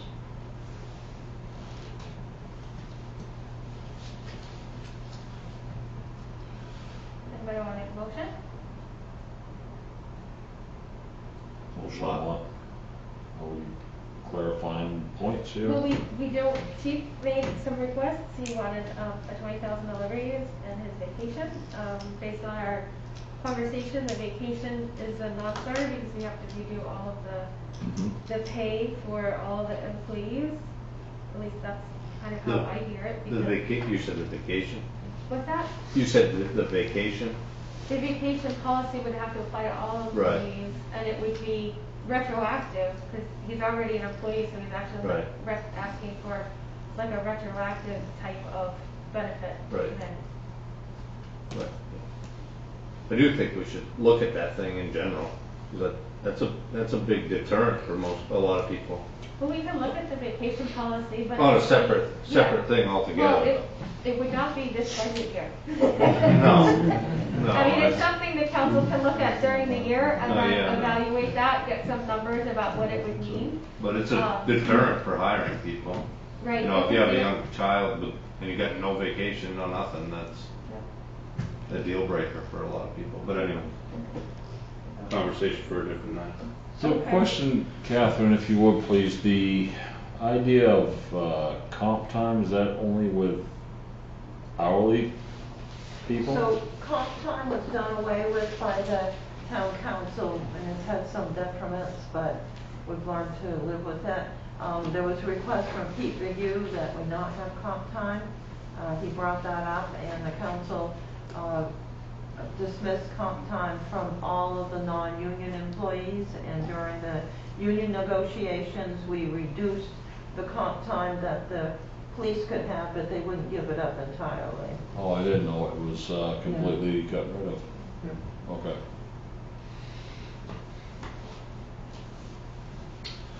Some people still have time in the bank. that Yeah, they're you working kept what you- against. they You kept didn't what you lose what you had. You didn't had. lose it, you just didn't. So they continue, spending down their comp time hours, but they cannot accrue any. I think it was not last year, the year before? Yeah. Was it 2020? Yeah, 2020 is when that went into effect. Mike, have you put a dollar figure to the overtime for this past year for chief? No, I have not. Because I'm thinking with the officers we'll have on board, I'm wondering if that compensation for the overtime should suffice or would be sufficient. I have no idea what the numbers are. There's nothing I can compare it to. Because if the anticipation is that this amount of overtime will repeat, I know being a salary person, I've been salary my whole life, so there are certain expectations required, but there are also expectations if you're going above and beyond. And that, unfortunately, a lot of places don't define what is excessive. It's usually up to the supervisor or the bosses to say, so yeah, you've done a lot of work, we'll give you a little bit more. So I'm just wondering if it's worth looking at the hours that were done, the hours anticipated based on the other officer that you already have in the budget. And there could be possibly compensation there, or at least covering the distance, something a bit more equitable. I don't know, I'm just spitballing here. Yeah. Usually, it's tough to say you get a raise. Yeah. But usually you get some compensation. I'd say bonus. Because most places won't give you a raise, because that means every year you're gonna have that. Whereas if you want compensation, if you're opposed to the compensation amount, that's a different story. See, I don't think it's unreasonable for that. Based, The compensation is a long time. based on quick math, based on his salary, times the hours and time and a half and all that, he's worked roughly $40,000 worth of overtime. He had 700 some odd hours, right? Yeah. But, That doesn't. Rough, I'm just saying That's roughly. not time and a half. Well, I That's did just straight tell time. him. Yeah, okay. yeah, but also, if it was a normal year, he would have done some overtime. Well, yeah, I know that. Well, I'm just giving us a ballpark to work with. So if he said, but I agree with the, say, a bonus or something like that. So I'm not necessarily in favor of having It would, my recommendation $1,000 salary. for the raise was just going on what had been recommended. See, raise, vacations are the same thing. It's something that you're gonna get every year, which most companies will shy away from. Right. Because when you start to slack off, then more. So the police chief position, just like the town manager's position, is a salaried position. Right. And it's one of the exempt from overtime under the federal law. See, this is one of the reasons why Don't be salaried. I really wasn't in favor of doing away with all the comp time. I understand I know. why it came up, I get it, and there's always room for abuse in everything you do. But if it's done reasonably, up to 240 hours is what you can earn, and then after that, that's what the state does. And then after that, they have to pay you. They have to pay you. So that way you don't go out of here with 6 months worth of comp time. But at the same time, if you get stuck working over, which, you know, he gets stuck working over, she gets stuck working over, the plow crews get stuck on these odd hours. Like somebody like Donnie Shute, that's a salaried employee, or whatever, department head, they can use that comp time within reason to make up for what they've lost. So it's slow on a Wednesday, and a Wednesday and a Thursday, and he could wind up burning his comp time up because he worked Saturday, which would have been time and a half for most people, you make it up in comp time. As long as it's not abused and it's got a cutoff, it works for these salaried employees. It won't work if you just let it build and build and build and build. But that was my argument, in case anybody was wondering, not that they, you know, why I think it's something that probably should have stayed and just had more restrictions put on it at times like this. Yeah, having the comp time go away did create a number of issues. We lost our 3 years ago, 4 years ago, a little over 4 years ago, I came here, my pay was way below what chiefs made. And I brought it up at the council meeting, and my pay was raised as a result of that. And I work a lot of hours besides this year. And I'm just, like I've said now, I was going based on what the town manager recommended this past summer, because my officers are making more money than I am, and they're getting more benefits. So to hit again on this $20,000, I was asked to make up all the various scenarios, which I didn't want to actually make up because there were so many Excel spreadsheets. But in any case, some of them dealt with the fact that if we put through the raises and all of the items and the signing bonus the first day you came in the door and all the vacation and everything, you know, what would be the cost of the officers? And if you had done all of that, you would have to have it increased for the police chief, but that was just a scenario. Many scenarios. I did not recommend that the police chief have a raise for $20,000. That was one of the many scenarios. It's in writing. And it was one of the many It's scenarios in writing, that and was in writing. it says that you recommend a $20,000 raise because the officers are making more than me. It doesn't say and that. It does say that, and I No, have it it in doesn't. writing. It's a It says scenario. that if all of those things were put into play, which were not voted Not on, voted on.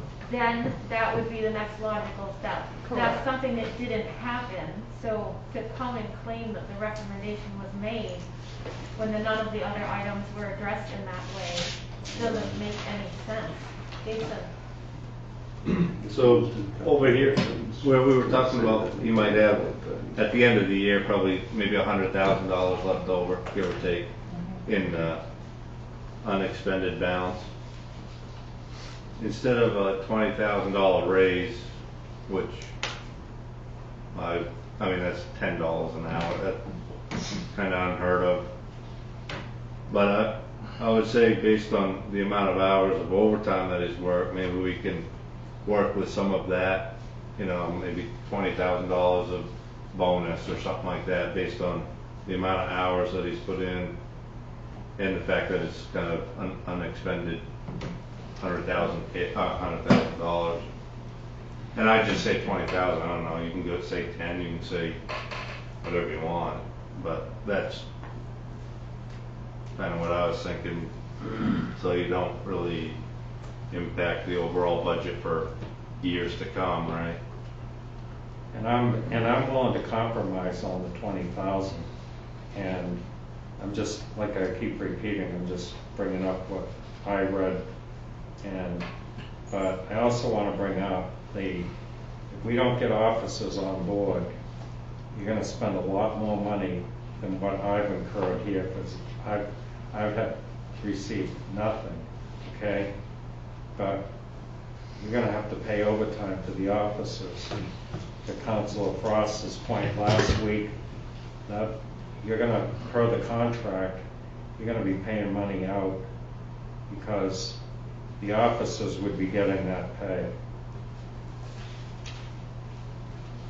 That's why I've said for my hiring incentives, I know it's expensive, but we're going to try to attract and then retain quality people. That's what we have to do.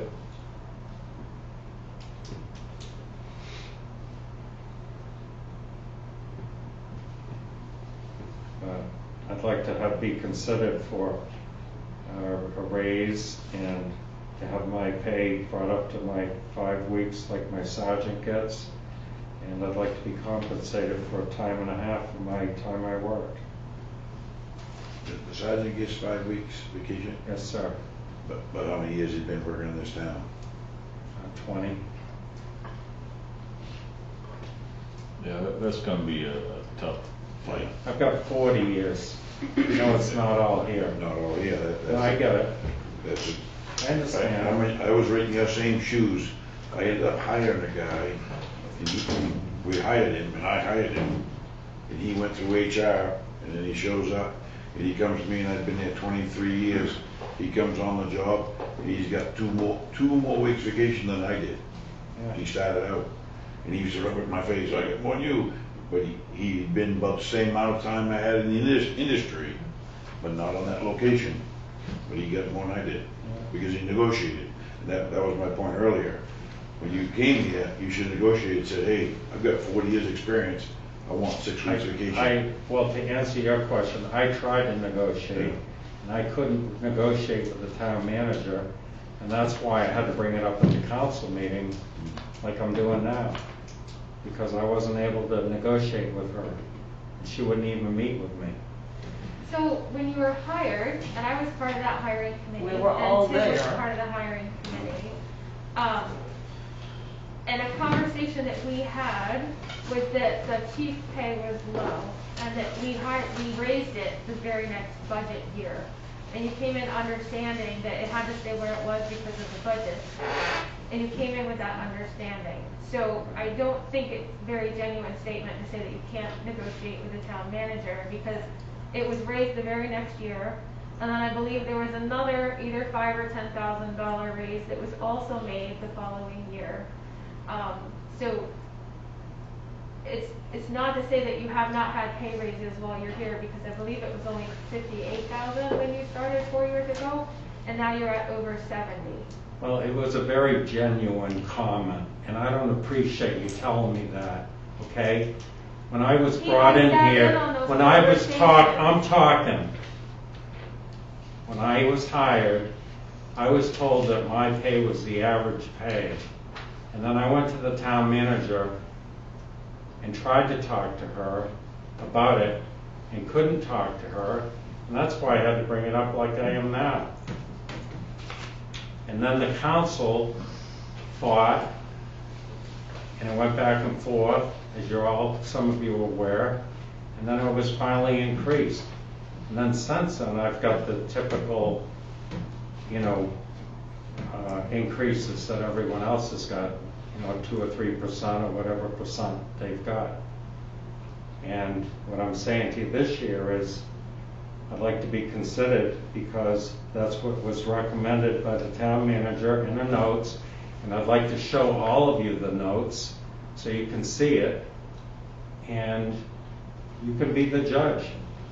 That's what it says. There are multiple scenarios that were done during the negotiation process, as Heather has indicated, and you have one of those scenarios. Yeah. So. Which says proposal at the top, and it was not approved by anyone. And I've been genuine and honest, and always been, and professional. I don't mean to be not polite or anything like that. But you know what? I said it last week. I'm your police chief. And you're not taking care of me. Look at all the hours I've worked. So that's where I'd recommend that it goes, I don't know if it's the right place, go to the finance, go back to the finance committee and throw them a number of a one-time compensation amount. Would that be tonight, Heather? What's that? Like if we did a one-time bonus for this 2021 year? Would we do that tonight? And I mean, we're all here. Whether the finance committee approves it or not, that doesn't seem to matter anyway, so. I don't know that we could do that for 2021 because we're in 2022 budget talks. Okay. You know what I mean? Like, so it'd be we like couldn't, next, I don't think we could make a decision about 2021 budget. Like, it's not an expenditure that's in the 2021 budget. So how do we spend money when all the money in the 2021 budget is allocated to something? Whether it gets spent this year or not. You put it in 2022, It's in and that's what 2021. we're gonna pay it out to him. And so it's not like there's it's not like there's an extra pool of money in there. All the money that's in there has been allocated to certain places, and you don't really move that around until the end of the year. Right, so we can agree that at the end of the year, if there's $100,000 left, and you want to give them 20, we can agree on that now, right? I think that's where the carry forward would work. Oh, okay. And where we have in past years shifted money, if something like Public Works goes over budget because of plowing or something, say the cemetery has extra or the library has extra that they didn't expend, then it can be transferred. So there's those things that can happen. But I think within a 2021 budget discussion, it wouldn't be able to happen tonight because we're in a 2022 budget that we're talking about. So can I just say, like, I'm not gonna work all the hours? Like, I was on call at 4 this morning, I gotta be on call at 4 in 4 hours. So,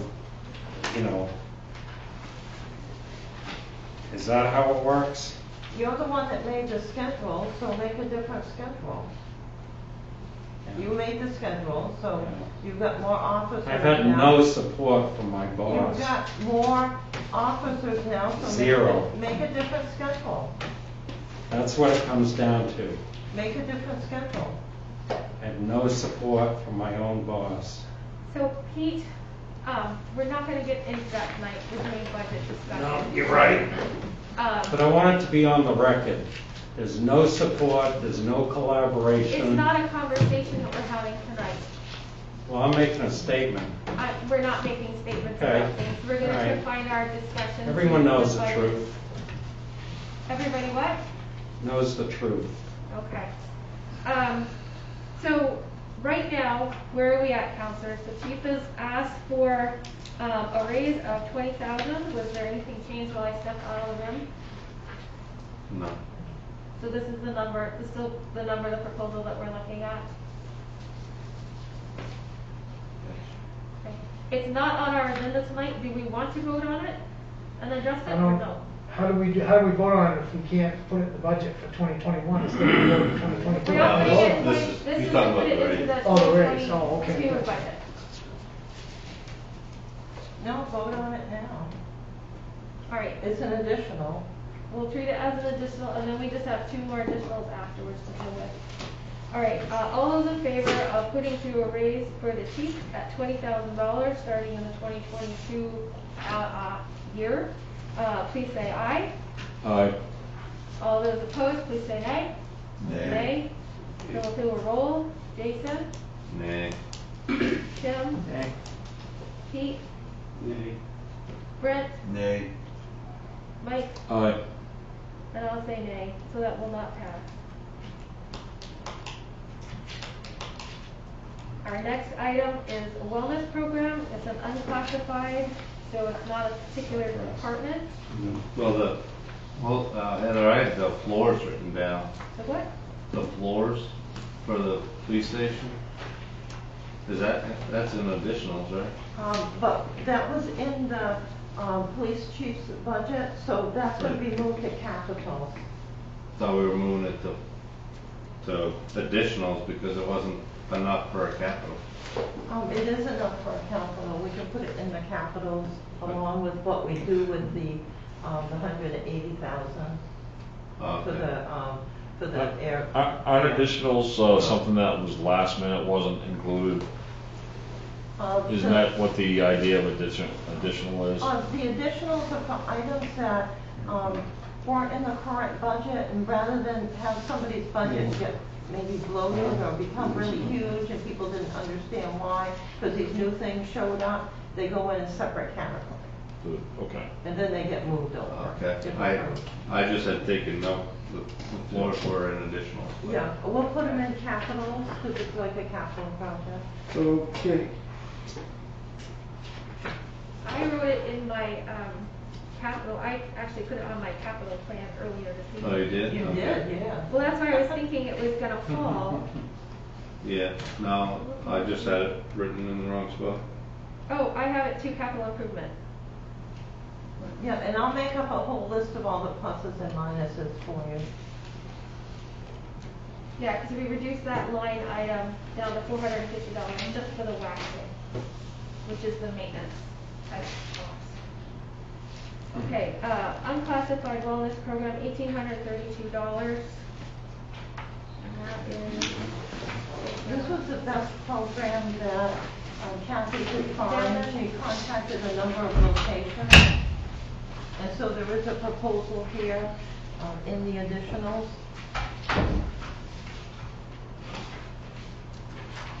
Where's the closest main general medical center service place? Waterville? I think it's Waterville. We can't work something out with SBA right here in town? She contacted a number of the hospitals. They were the only ones that got back to her, and they do continue to call her. But yes, that would be good if we could. It doesn't really cover everything people were talking about, but it's a start. And it gives you an idea. We can obviously go out for an RFP. So what exactly is it? A program in which people would make positive changes with their life through different types of testing, wellness discussions.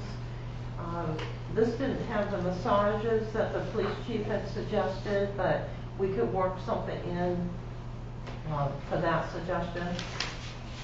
So basically, it was to be a positive program to help the employees be more healthy. De-stress. You know, from stress, which is everywhere. 38 years I've been working, I've never had a I massage know. as a benefit. No, I understand. Oh, yeah, but everybody has wellness benefits now. So. Yeah. Yeah, kind of like an EAP too, Yeah, employee we assistance have program. the EAP. We worked under the old regime, work or get fired. That's how we did. Yeah. Is your It massage. was one of the things that the police chief had mentioned would be beneficial for recruitment and everything. And we looked at it and said, well, it'd be beneficial for all the employees to have a program, access to a program like that, and not just the union officers. So is this like a gym reimbursement, would that be like an idea? No, I mean, looking at the information from Kathy, it seems like coaching, like health coaching, Yeah. like encouraging people to like doing screening, like cholesterol. It's kinda like going to a A1C. dietitian. Yeah. Healthy choices. Right. You want to distribute some. I don't think I'd be good with that. I'd be good with something, if there isn't anything, like a gym reimbursement or something along those lines, because a lot of companies do that. I mean, you could wrap it all in one. This is true. If you wanna have a little bit of that other feel-good stuff too. Some people are. Well, it actually, Mine's was big. does it actually, oh, yeah, they are. But doesn't it reduce some of your health insurance, like costs or premiums, or No, I don't think it would. it's not related? Some do, I know I what think you it mean. is for clients. Yeah. It is for us. It's a, you know, it reduces the overall cost to clients. Is there any kind of a program like that, Catherine, for like the police officers or the? We do town have, police? we do budget for the gym membership for the police officers, but once the gym closed here in town, they then had to travel, and so nobody has picked it up or Okay. or But, joined so they do in. have that option though? Yes, they have that option. And is that extended to all employees or just? Oh, it's just for the union. But that is a good idea. If we had a gym in town, it would work Right, effectively. it'd make it a little easier, but I think they do like aerobic class. Isn't there people in town that do aerobic classes and they do other stuff, even though there's no. Shauna was doing like an outdoor boot camp type thing. I was like just- I think kids it's- classes.